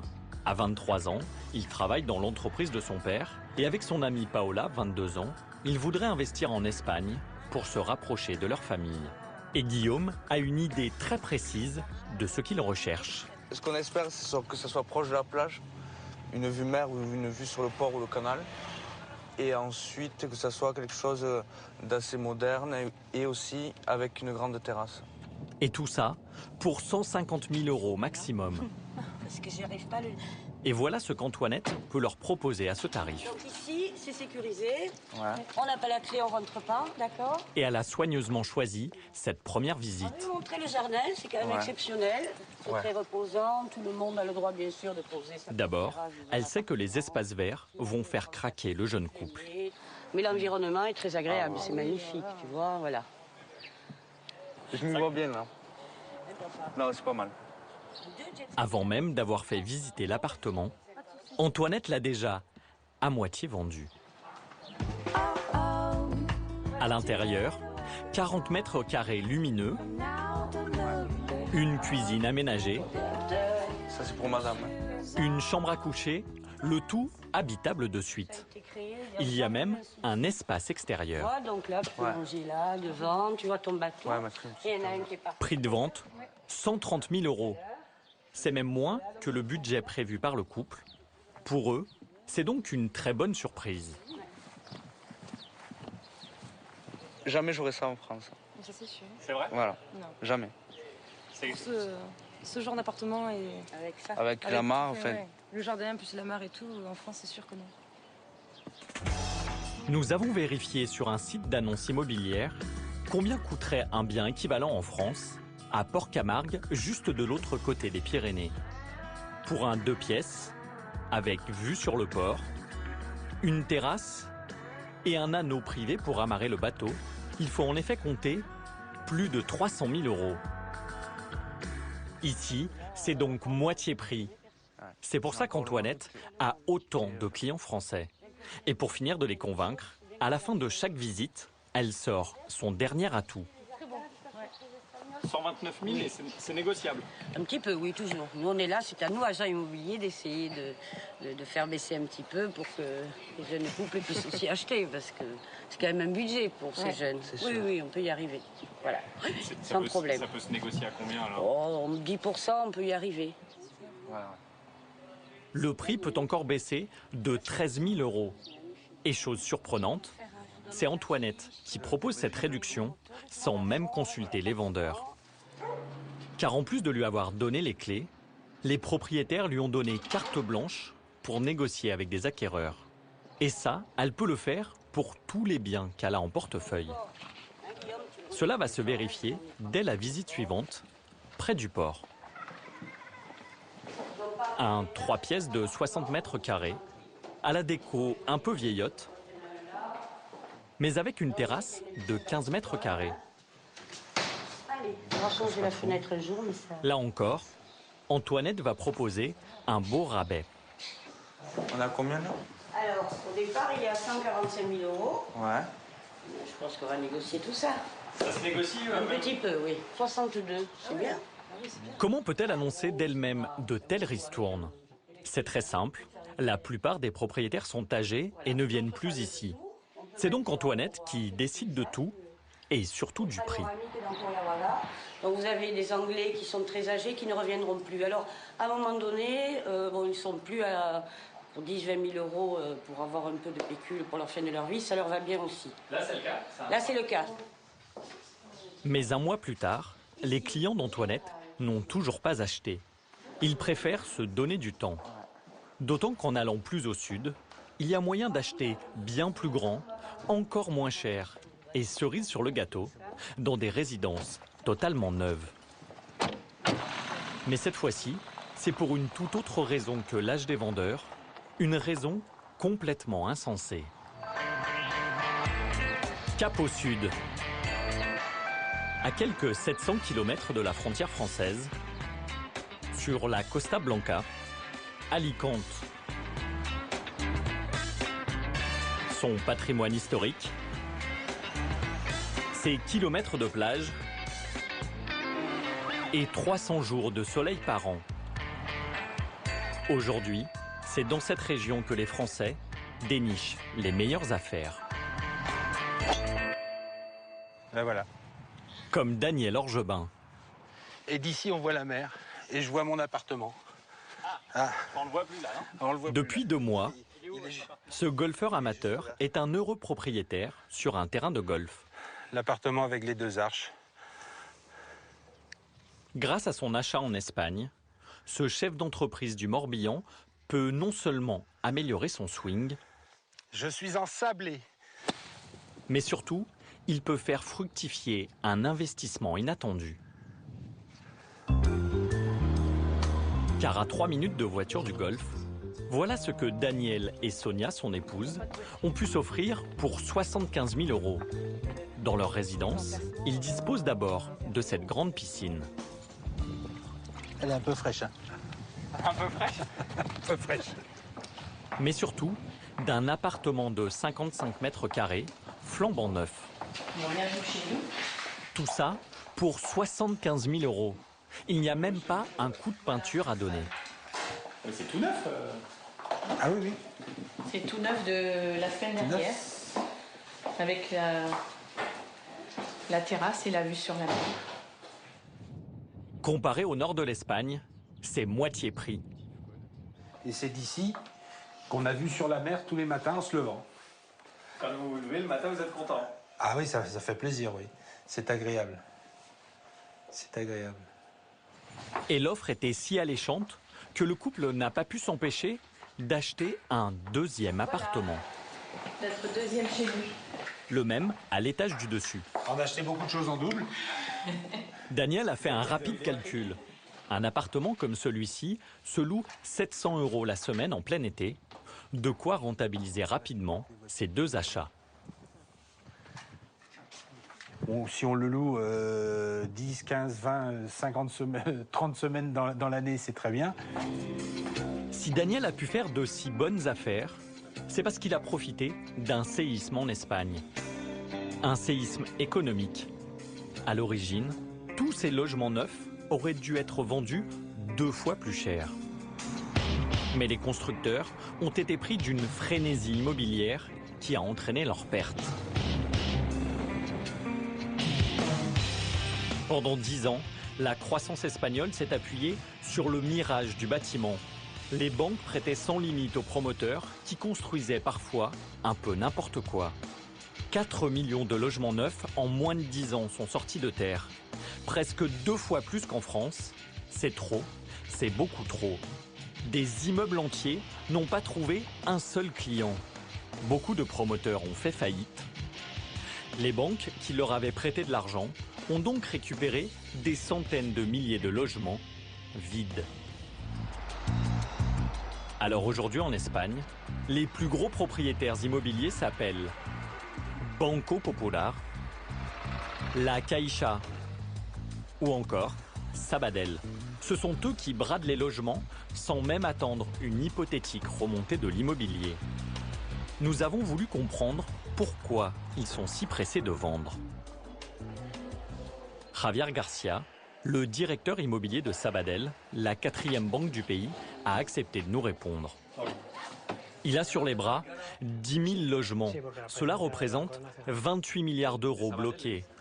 Mais ce n'est pas la seule raison pour laquelle il cherche à se débarrasser de ce patrimoine sans habitants. On ne baisse pas les prix par plaisir. On fait un exercice de réalisme. Par exemple, un habitant de Madrid qui aurait payé il y a quelque temps son appartement 400 000 euros, aujourd'hui, il le paiera 200 000 euros. Cet effort, on est obligé de le faire parce qu'on veut vendre. Et parfois même, on vend à perte. Mais si on ne faisait rien, ce serait pire. Le problème de Javier Garcia, c'est que tous ces logements vides lui coûtent de l'argent au quotidien. Et la région où c'est le plus frappant, c'est dans la province d'Alicante. Alfredo Milla travaille lui aussi pour Sabadell. Il est chargé par la banque de vendre les biens vides qu'elle possède dans cette région. Et la tâche n'est pas facile. À l'écart de la ville, à côté d'un terrain de foot désaffecté et à plusieurs kilomètres de la mer, voici le type de logement que la banque d'Alfredo a saisi après la faillite d'un promoteur. Dans ce quartier pas très glamour, on comprend que les clients ne se soient pas précipités. La porte a du mal à s'ouvrir, car depuis 3 ans, aucune voiture ne s'est garée sur ce parking. Tous les volets sont fermés. Même le banquier n'a jamais vraiment eu l'occasion de mettre les pieds ici. Alfredo, vous n'aviez jamais vu cette résidence? Non, celle-là, c'est la première fois. Mais vous êtes le propriétaire quand même. Oui, je fais quelques visites, mais des comme ça, j'en ai plus de 1000, alors si je devais toutes les connaître... Aujourd'hui, cette résidence est un gouffre financier pour la banque. Car pour espérer la vendre un jour, Alfredo est obligé de l'entretenir. Il a fait rénover la piscine et repeindre les 75 logements du sol au plafond. Regardez, c'est bien fait.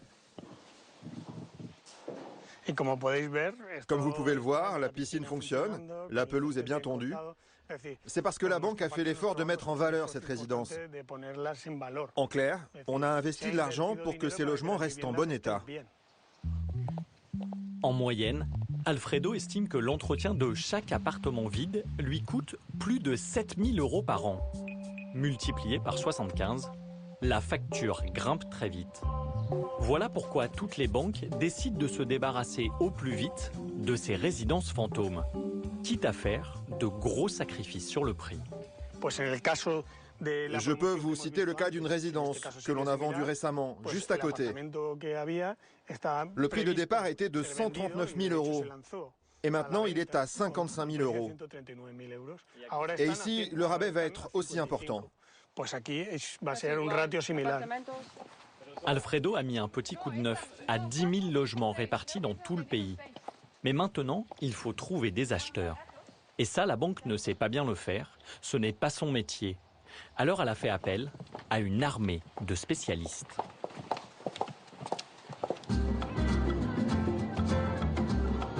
Direction l'extrême sud de l'Espagne.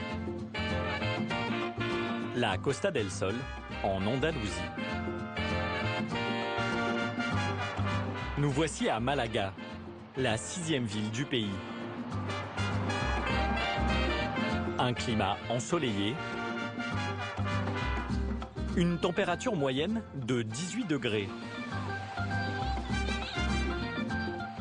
Et ici comme ailleurs, la Banque Sabadell a sur les bras des résidences fantômes. Alors elle a demandé à Maria, un agent immobilier local, de trouver des acheteurs. D'accord, on se rappelle plus tard. En tout, Maria doit écouler 500 logements. Alors elle enchaîne les rendez-vous. Comme aujourd'hui, avec 2 Français, Maxime et Sabrina, 25 et 23 ans. Ils gagnent 2400 € par mois à eux deux. De petits revenus, mais chose impensable en France, ils se disent que leur rêve d'une résidence secondaire pourrait bien devenir ici une réalité. Pour passer des vacances bien loin de leur Jura natal. Et qu'est-ce que vous venez chercher ici en fait? Le soleil. Ça vous change un peu de chez vous, c'est ça? Un petit peu, oui. Maria les conduit à 20 minutes du centre de Malaga, dans un de ces quartiers tout neufs, construit il y a 3 ans, pendant l'euphorie immobilière. Pour elle, ces touristes sont des clients parfaits. Elle ne peut plus compter sur les Espagnols pour acheter, malgré les prix bradés. En revanche, des Français, même avec des revenus modestes, sont devenus aujourd'hui des clients sérieux. Le bâtiment, il a été Ici, on peut regarder la piscine, c'est joli. Là aussi, la pelouse a été entretenue et la piscine est comme neuve. Le bâtiment, il a été construit combien de temps? Il y a 3 ans. Les chauffe-eau fonctionnent avec gaz naturel. Personne n'a jamais habité dans ce 3 pièces de 70 mètres carrés. Sa chambre, c'est la principale. Il est vendu 100 000 €. Le couple semble plutôt emballé. La superficie, pour nous, ça va. C'est neuf, c'est propre, c'est bien fait. Mais il y a un détail qui les inquiète. Dans cette résidence, il y a peu de propriétaires. Et Maxime et Sabrina ne veulent pas se retrouver parmi les seuls à payer pour tout l'entretien de la piscine et de l'ascenseur. Au niveau des charges, combien on paye pour les charges? On paye à peu près 42 €. Pour les chaque charges mois. communes. Oui. Charges communes. Oui. D'accord. 42 € par mois, c'est une bonne surprise. Même s'ils étaient les seuls habitants de cette résidence, la Banque Sabadell continuerait à payer les charges des appartements restés vides pour les vendre un jour. Malgré ces garanties, les jeunes Français ne sont pas prêts à signer tout de suite. On ne peut pas se lancer comme ça sur une première visite sans comparer, sans voir d'autres choses. Même si il est très beau, il nous plaît. Les jeunes hésitent, mais Maria n'a pas dit son dernier mot. Vous appelez qui là? J'appelle la Banque Sabadell pour avoir une simulation de prêt pour l'appartement. La réponse arrive en quelques minutes. Pour convaincre le couple d'acheter tout de suite un de ses logements, la banque va jusqu'à lui prêter de l'argent. Ça, c'est la simulation. Vous pouvez regarder. 85 000 € sur 20 ans, à un taux a priori intéressant. Par mois, ça vous coûterait combien pour avoir l'appartement qu'on a vu? 480 €.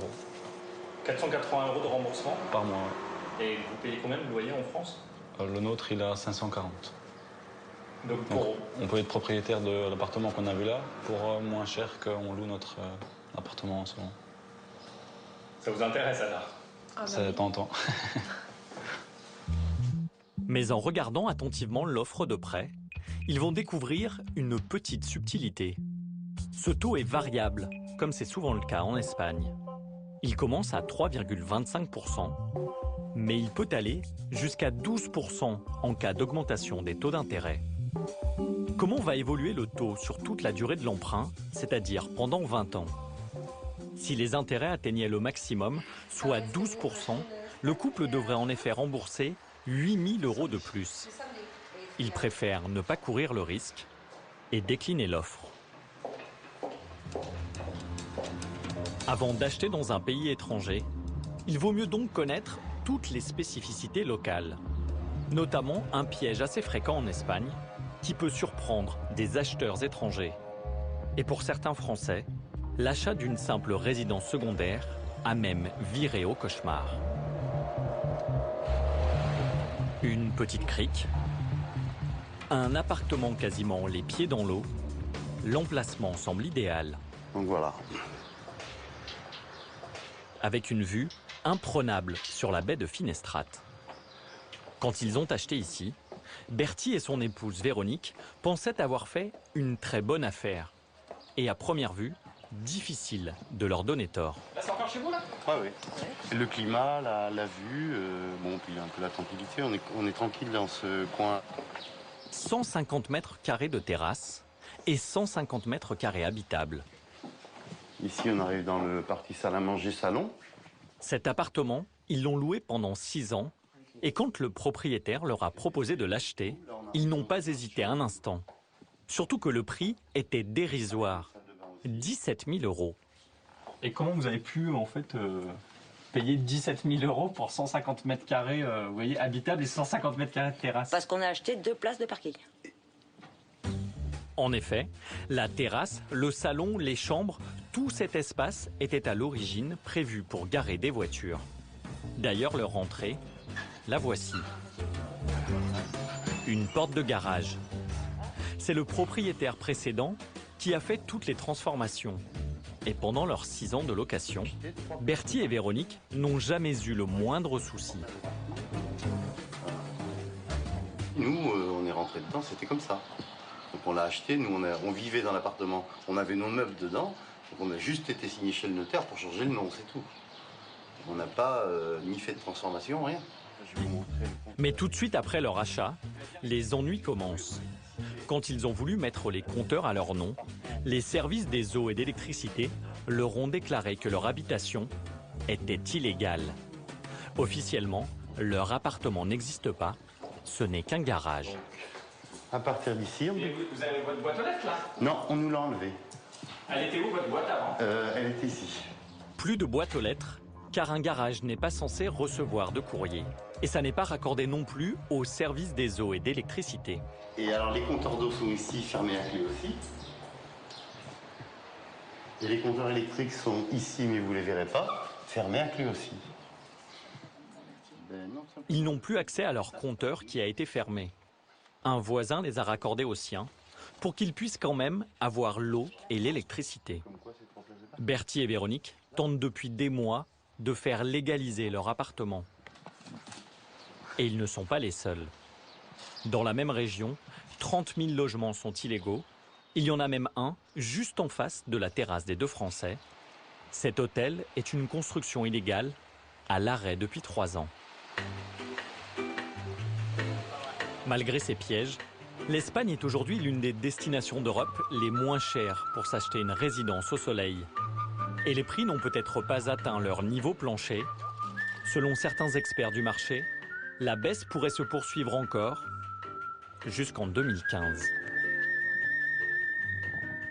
Des sensations fortes, un contact direct avec la nature et surtout un peu moins de promiscuité que sur les plages. En Ardèche, on se bat pour que les gorges attirent de plus en plus de vacanciers et ça marche. Pour une raison simple, tout le monde y met du sien et du coup, tout le monde y gagne. Mais attention, même dans ce petit coin de nature paisible et reposant, on ne se fait pas de cadeaux. Dorothée Frénaud.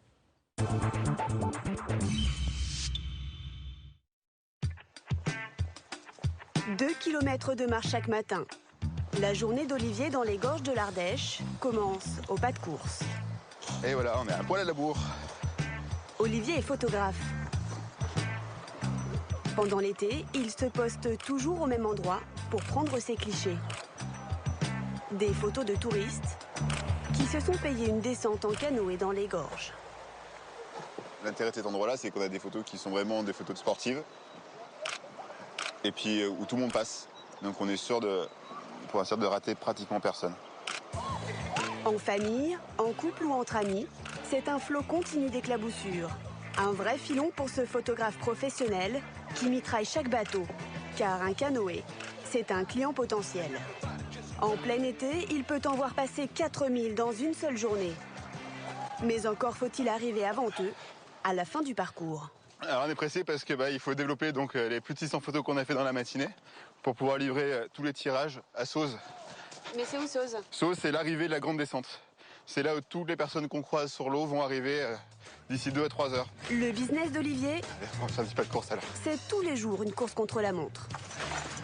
Depuis qu'il s'est installé à son compte il y a 7 ans, le système est bien huilé. Oh. L'étape cruciale, c'est son labo en ville. Ah, pour ça. Il a 2 heures pour trier toutes les photos. Dans les cadences de tri, on arrive à gérer à 2, quasiment 1500 à 2000 photos à l'heure. Ce jour-là, il imprime 300 photos. Un coût de 150 € qu'il faut rentabiliser en se rendant à 35 km de là, à l'autre bout des gorges. C'est ici que tous les canoës finissent leur descente. C'est ici aussi Mais je suis sûr qu'on vous a. que tout va se jouer pour Olivier. Dites-moi lesquels vous intéressent. Les 3 qui sont en face là en fait. À 10 € la photo, une bonne journée peut lui rapporter 500 €.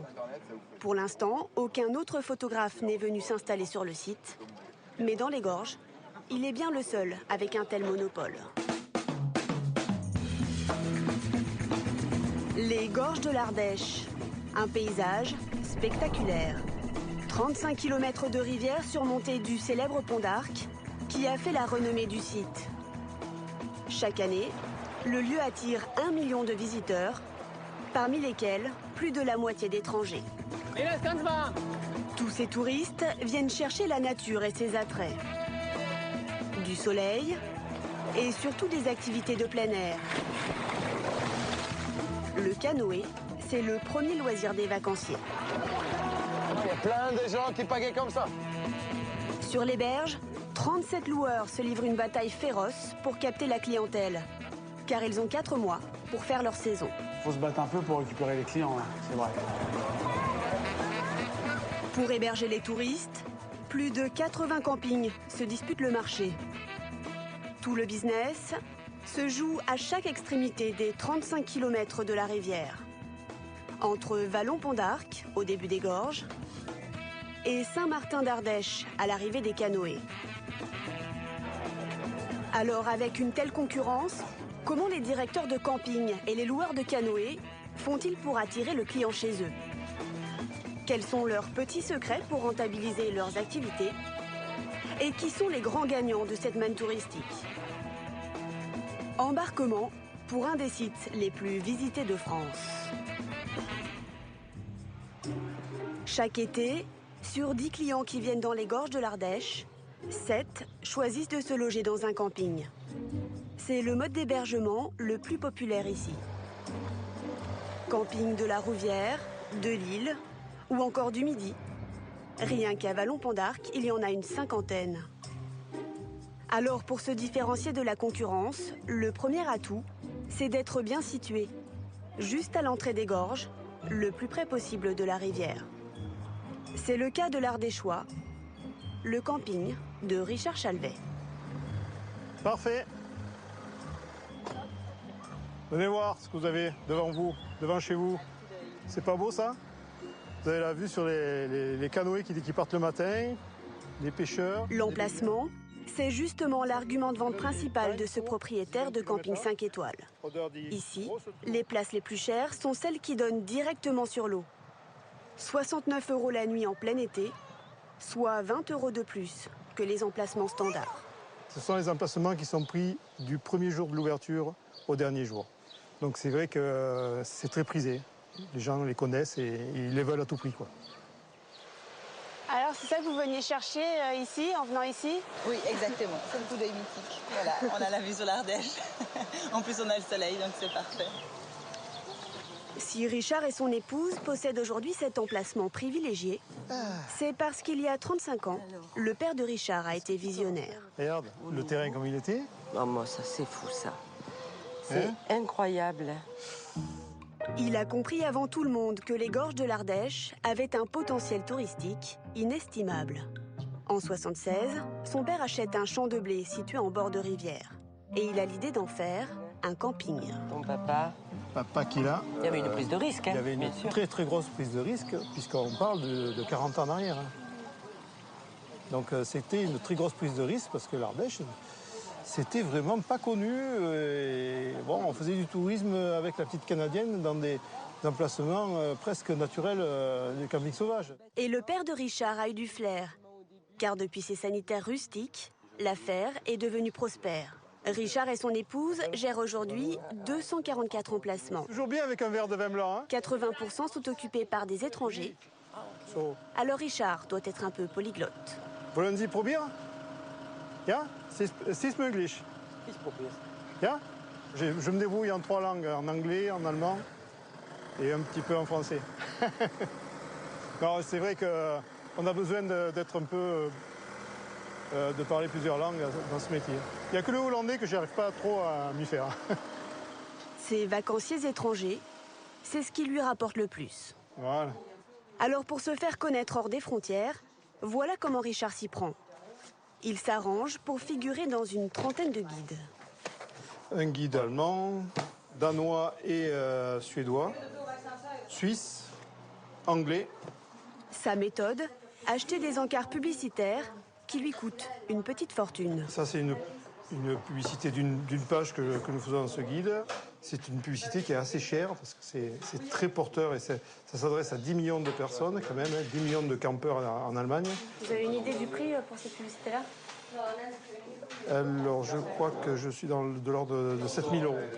Au total, il dépense 60 000 € par an pour être présent dans tous ses guides. Un tiers de ses clients réservent grâce à ce moyen. Mais la pub ne suffit pas, encore faut-il être bien noté. Ce jour-là, Richard reçoit justement la visite d'un inspecteur. Bonjour, c'est pour la visite annuelle. Il travaille pour un guide de voyage hollandais, l'un des plus gros guides européens, traduit en une douzaine de langues et diffusé à plus de 100 000 exemplaires.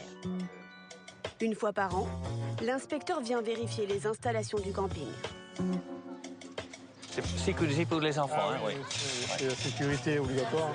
S'il n'est pas satisfait, l'inspecteur peut décider de retirer le camping de son guide. Voilà, là c'est l'espace massage. Alors, Richard est content de lui montrer les nouveautés. Bien sûr, la personne vient donner des massages. Le directeur a surtout investi dans un aménagement qui plaît beaucoup aux clients hollandais. Là, je vais vous montrer le premier bloc. C'est le tout dernier bloc qu'on a rénové. Il a mis 1 million € pour rénover des douches et des toilettes avec une déco originale. Donc là, vous avez l'espace enfant. L'idée de Richard, faire de la toilette un bon moment pour tous les membres de la famille. Où la maman est obligée de les laver. L'inspecteur est sous le charme. C'est très sympa, hein? Donc là, c'est joli. Même ça, c'est... Richard a soigné le moindre détail. Coucou. Jusqu'au plus surprenant. Donc là, vous avez l'espace chien, la douche à chien. Douche à chien. Pour finir, l'inspecteur effectue une enquête auprès des clients du camping. Il les interroge sur la propreté et la tranquillité de l'établissement. Ouais. Là, je dois dire c'est... Ah oui, ça fait beaucoup de bruit. Ça fait du bruit, oui. Au terme de la visite, c'est un sans faute pour Richard. L'inspecteur appose la vignette pour cette année encore. Le bouton 2012. Voilà. Des équipements originaux, une situation privilégiée au bord de l'eau. Ces atouts garantissent à Richard de faire le plein tout l'été, sans se soucier de la concurrence. Mais tous les campings n'ont pas la chance d'être aussi bien placés que lui. Plus on est loin de l'entrée de la réserve, plus il faut se différencier. Comme à 7 km du camping de Richard, plus en amont sur la rivière, où un concurrent s'est établi.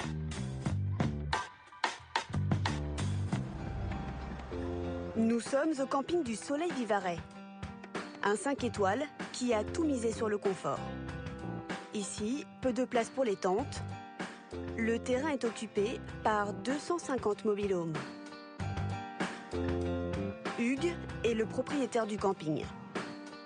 Depuis qu'il a commencé à louer des mobil-homes, son établissement cartonne. Ici, nous sommes dans le quartier VIP, la nouveauté de l'année. On est dans notre nouveau quartier premium. C'est un quartier qui a été fait cet hiver avec du logement haut de gamme au niveau du locatif et aussi sur le plan technique et écologique. On a un système qui va jusqu'à la récupération des eaux usées pour l'arrosage. C'est pour ça que la végétation est très très verte. On a investi beaucoup dans l'aspect paysager de cet espace. Hugues a une stratégie bien définie. Il veut que les gens se sentent comme chez eux, en pleine nature. Vous en montrez un. Terrasse en bois, intérieur design, cuisine américaine avec tout l'équipement ménager d'une maison moderne. Une plaque vitrocérame, la hotte, le lave-vaisselle, le four micro-ondes, bien sûr le frigo congélateur, mais dans la même pièce, il y a la clim aussi. Cela n'a plus rien à voir avec du camping traditionnel. Ce n'est même plus le même vocabulaire. Donc la suite parentale avec un lit king size en 180 par 2 mètres. On est dans le luxe. Les chambres de cette surface et de cette qualité, vous ne le retrouvez que dans des hôtels de haut de gamme. Pour afficher un tel luxe, il a dû investir 60 000 € par mobil-home. Une petite fortune. Mais même à ce prix-là, ça reste une bonne affaire. C'est un peu plus rentable. Ça permet d'avoir une plus grosse recette par emplacement. Car ces mobil-homes, Hugues les loue 300 € la nuit. C'est 4 fois plus cher qu'un emplacement de tente. Malgré ces tarifs, Hugues a réussi à en faire un des plus gros campings de la région. Et son succès a fait réagir les concurrents. Retour avec Richard, le patron du camping au bord de la rivière. Son établissement est bien situé, mais à cet endroit-là, il ne peut plus s'agrandir. Alors, il a acheté un terrain, quelques hectares dans les terres, à une poignée de kilomètres de là, pour ouvrir une nouvelle affaire. Il en a confié la gestion à ses 2 filles, Sophie et Céline. Elles sont à la tête du 2e camping de la famille. Et voici à quoi ressemble leur nouvel établissement. Ici, ce ne sont pas des mobil-homes, mais carrément des chalets en bois. Et contrairement à ce qu'on pourrait penser, il s'agit bien d'un camping. Des chalets, il y en a 56, aménagés autour de cet ancien chai. Les bâtisses étaient en ruine et le terrain, c'était des champs en fait. Au niveau de la piscine, là, il y avait rien qui existait. Il n'y avait pas de plantation, c'est nous qui avons tout. On a planté 1500 arbres et arbustes en une saison. Pour en arriver là, la famille a dû investir 5,5 millions d'euros. Alors, il faut remplir au maximum. Le problème, c'est que dans les gorges de l'Ardèche, plus on est loin de la rivière, plus c'est difficile d'afficher complet. Mais Céline ne désespère pas. La clientèle est là, elle est en Ardèche et donc il suffit de faire connaître le domaine et de faire en sorte qu'elle vienne ici plutôt que chez nos collègues. Se faire connaître, c'est donc l'obsession des 2 sœurs. Et ça commence à l'Office du tourisme, où s'arrêtent chaque année 115 000 visiteurs. Ça va bien? Oui, et vous? Ici, pour avoir le droit d'être visible, grâce à ses dépliants par exemple, Céline n'a pas le choix, elle doit payer. Ça nous coûte 400 € par an. Et ça vaut le coup d'investir 400 €? Ah oui, bien sûr, oui, ça vaut largement le coup. Oui. En fait, oui, il suffit d'un séjour pour que ce soit rentabilisé, donc la question ne se pose pas. Et surtout, il y a quelque chose que les touristes ignorent. À ce prix-là, le camping de Céline fait partie de 7 brochures que l'Office propose en priorité aux vacanciers en quête d'hébergement. On a une liste qui est financée par les adhérents et ensuite on a une liste à part où on a toute l'offre, puisque en tant qu'office de tourisme, on se doit d'avoir l'offre de tout le monde. C'est vrai que spontanément, on aura tendance à donner la brochure où on a nos adhérents, mais on a parallèlement ça l'autre liste. En clair, si Céline ne paie pas, elle aura beaucoup moins de chances de recevoir des clients envoyés par l'Office. Mais ce qui lui rapporte le plus de touristes, c'est Internet. 9 clients sur 10 arrivent par ce moyen. Mais encore faut-il que le camping des 2 sœurs soit visible sur le web. 5 étoiles. Et quand on recherche camping 5 étoiles en Ardèche, Normalement, on est très bien référencé. En effet, leur camping apparaît en première page des résultats. Et effectivement, on apparaît en 1, 2, 3, 4, 5e position, ce qui est quand même pas mal. Par exemple, Une performance dans le petit monde très concurrentiel de l'Internet. Alors, comment cette petite entreprise ardéchoise y parvient-elle? C'est à 600 km des Gorges que ça se passe, en plein cœur de la capitale.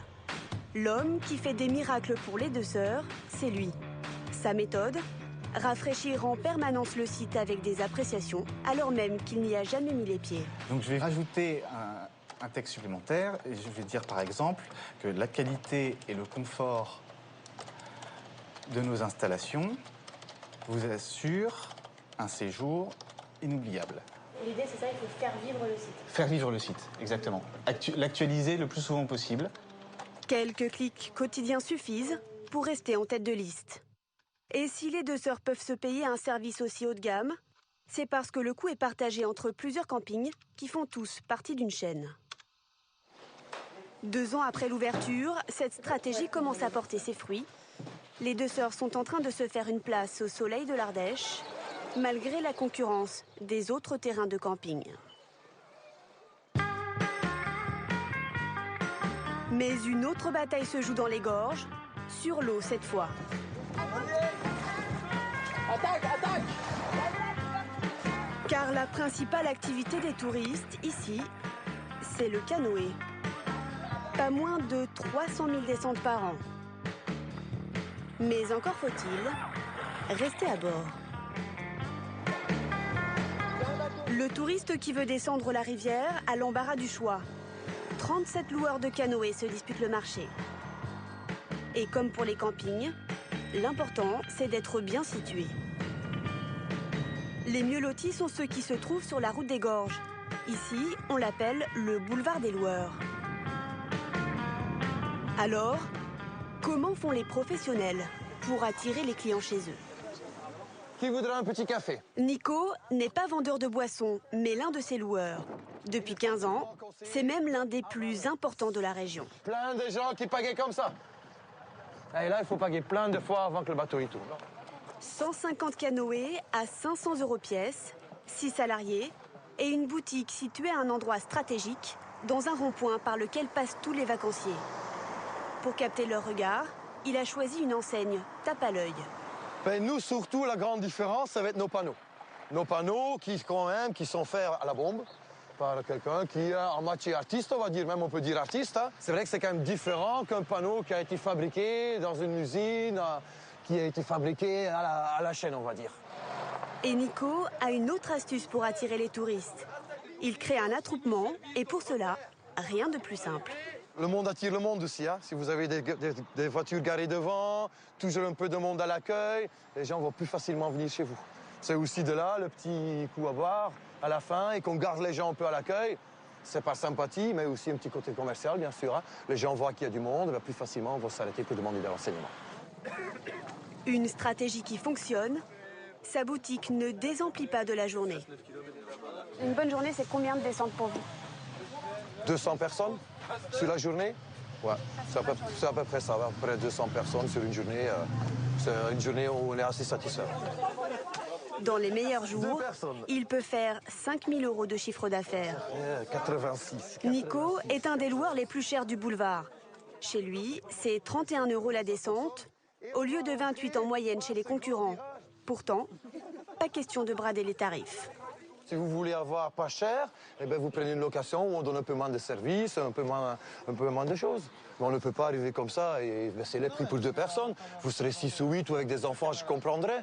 Ce couple essaie de marchander quelques euros sur sa descente. Déjà, on est dans des tarifs corrects. Ensuite, c'est sûr que s'il y a des gens qui viennent à 2 et qui insistent pour avoir un prix, on va pas non plus les faire, quoi. On a le petit café, le petit rosé, on essaie de donner un bon service. Donc, en plus, c'est un départ déjà un peu tard. La plupart des loueurs ne feront même plus partir. S'il peut se permettre d'être inflexible avec 2 clients qui mégotent, rapprochez-vous un tout petit peu. C'est qu'il y en a 10 qui attendent derrière. Et c'est justement ce qui intéresse Nico. Avoir des groupes pour remplir ces bus qui font la navette jusqu'à la rivière. Car le transport, c'est ce qui coûte le plus cher pour les loueurs. Nico, lui, peut compter sur son volume. Mais c'est beaucoup plus dur pour les petites structures. On va mettre les bidons à l'arrière. Gérard est le plus petit loueur du secteur. Cet ancien cascadeur vient tout juste de racheter cette entreprise. Là, vous avez emmené la maison dans les bidons, quoi. Oh là! C'est aussi l'un des moins chers. Lui, sa stratégie, c'est le prix. Plusieurs fois par jour, il conduit ses clients au bord de la rivière et les récupère 35 km plus loin. À la fin de la saison, ça représente beaucoup de routes. Sur une saison, on fait à peu près 12 000 km par camion. Vous avez combien de camions? Là, j'en ai 2 et je vais avoir un 3e la semaine prochaine. Donc ça représente un gros budget, c'est ça Ah ouais, dans les transports, ouais. Sur le tarif de location du client du bateau, le transport est énorme, ouais. Sur une descente qu'il facture 24 €, la moitié environ est consacrée au seul transport. À cela, il faut ajouter l'amortissement du canoë et un coût un peu plus surprenant, un péage pour emprunter les embarcadères. Les bateaux ici, ça vous coûte de l'argent aussi? Ici, oui, c'est un embarcadère. Et comme à l'arrivée, on paye un droit pour envoyer les gens. Ça coûte combien? Ça coûte 600 € à peu près pour la saison. Au final, sur une descente, il reste 2 à 3 € dans la poche de Gérard. Pour proposer des prix compétitifs, Gérard doit rogner sur tous les coups, à commencer par son local. Une petite surface à l'écart du boulevard des loueurs. Du coup, il est aussi moins visible auprès des vacanciers. Ça doit pas être évident quand même. Ouais, il faut se battre un peu pour récupérer les clients, hein, c'est vrai. Alors, il va chercher les touristes là où ils sont, dans les campings. Ce jour-là, il veut proposer un partenariat à ce directeur. Mais ça commence mal. L'établissement travaille avec un concurrent. Ouais, d'accord. Il travaille depuis des années avec les Honduras. Donc ça va être un peu plus compliqué du coup. Ouais. Gérard va négocier en proposant des tarifs plus attractifs. 2 € de moins que son collègue loueur sur chaque descente. Je m'en occupe. Et un service en plus. On vient les chercher ici éventuellement. Si vous avez besoin, on les ramène ici. Mais cela ne suffit pas à convaincre le directeur de camping. Ce qu'il veut, lui, c'est une rémunération. Il y a déjà le truc pécunier. J'ai rien comme récompense, quoi. Ah, c'est vrai, c'est important quand même. D'accord. Moi, je veux bien me donner un petit peu, mais il faut... Je vais voir ça. Hein. D'accord. Et l'autre loueur, il vous a proposé quoi? Il me propose 20% sur les clients. Alors bon, bien sûr, à la fin de l'année, lui note tout. Moi, je note rien, je lui fais entièrement confiance. Hein. Et il me rétribue 20%. Donc. Ouais, mais c'était chaque fin d'année, tac. Un chèque. Voilà. C'est le chèque pour partir en vacances. Voilà, c'est le petit chèque pour partir en vacances, pour s'offrir les fêtes de fin d'année. Gérard fait bonne figure, mais avec les prix qu'il pratique, il ne pourra pas donner une partie de sa recette à ce directeur de camping. Vous auriez les moyens de le faire? Non, spécialement, on n'aurait pas les moyens. Parce qu'on est quand même la plus petite structure. Et s'il faut commencer à donner une rémunération aux partenaires, au partenariat, après, le jeu, je pense, n'en vaut pas la chandelle. Une commission pour envoyer des clients chez des loueurs. La pratique est en fait répandue dans les gorges de l'Ardèche. La plupart des gros campings affichent leurs loueurs attitrés. Mais certains ont une démarche encore plus commerciale. Installer directement une boutique là où dorment les vacanciers. Comme chez Richard, notre directeur du camping en bord de rivière. Ça, c'est vos canoës? C'est une sous-traitance avec une société de Vallon-Pont-de-Marc. Les campeurs n'ont plus à se déplacer. Le loueur leur propose ses services sur place. Pour cette cabane en bois et les canoës, Richard ne dépense rien. Il gagne même de l'argent. Il vous reverse une commission, voilà. C'est ça? Et c'est quoi la haute? Enfin, c'est 5-10% en général? En général, c'est 20%. Autrement dit, pour une descente que vous payez 20 €, près de 4 vont dans les caisses du camping. Mais dans les gorges, il n'y a pas que les campings qui veulent s'associer aux loueurs. À la fin des descentes de canoë, Olivier, le photographe professionnel, peine à vendre ses photos. La météo lui joue un mauvais tour. Je suis déprimé là, s'il pleut, c'est... D'ailleurs, je vais peut-être commencer à plier la remorque parce que ça commence à le voir de plus en plus. En quelques minutes, le site se vide. Les vacanciers sont pressés de rentrer. À la sortie de l'eau, ils n'ont pas toujours de l'argent sur eux pour acheter. Allez hop, on va compter ça. Les photos sur papier ne se vendent pas assez. 160 € de résultat, donc l'équivalent de 16 photos vendues. On a livré 300. Donc 316, ça fait quoi? Ça doit faire en pourcentage, ça doit faire quelque chose comme 8%. 8% de vente. C'est pas vos objectifs là? On est plutôt loin des objectifs, ouais, puisque comme je disais, pour qu'on soit rentable, il faudrait qu'on en ait fait 16, 16, 32, au moins le double, quoi. Ce jour-là, il a perdu de l'argent. Alors, pour doper son activité, Olivier a une nouvelle idée. Et c'est au fond de son garage que tout commence. Il va mettre en place des bornes interactives. Il veut les installer chez plusieurs gros loueurs de canoës. Ça fait son poids, hein. Ouais, un peu quand même. Hein. Ouais. Sur ces bornes, les vacanciers pourront directement découvrir toutes les photos de la journée et acheter leurs clichés préférés, classés par date et par descente. Donc la grande différence qu'on avait avec le tirage photo classique sur la remorque, c'est qu'ici, dès que les gens arrivent sur la base, ils sont quasiment sûrs de voir leur photo. Enfin, ils savent qu'il y a une photo qui a été faite. Ça, c'est la grande nouveauté, c'est vraiment le truc qui fait la grande différence. Il va installer 30 bornes, c'est-à-dire 30 points de vente. Et Olivier aura moins de coûts, car les invendus ne seront pas imprimés. Avec ce système, il espère vendre 150 photos par jour. C'est 3 fois plus qu'actuellement. Ok, the reception your tickets. Avec ce petit ticket, les clients paient en caisse. Ok, for pay to Christophe. Monsieur et madame recevront leurs photos dans quelques minutes par mail et par courrier, ils auront la version papier. Si tout fonctionne bien, Olivier le photographe devra reverser une partie de ses bénéfices aux loueurs des gorges de l'Ardèche. Déjà, les premières photos, nickel. Le rideau tombe sur ce nouveau numéro de Capital. Et dans un instant, la main passe à Bernard de la Villardière et enquête exclusive. Nous, on se retrouve dimanche prochain avec un nouveau numéro inédit de Capital en mode estival. Une pensée pour ceux qui ne sont pas en vacances. Très bonne fin de soirée et à très vite.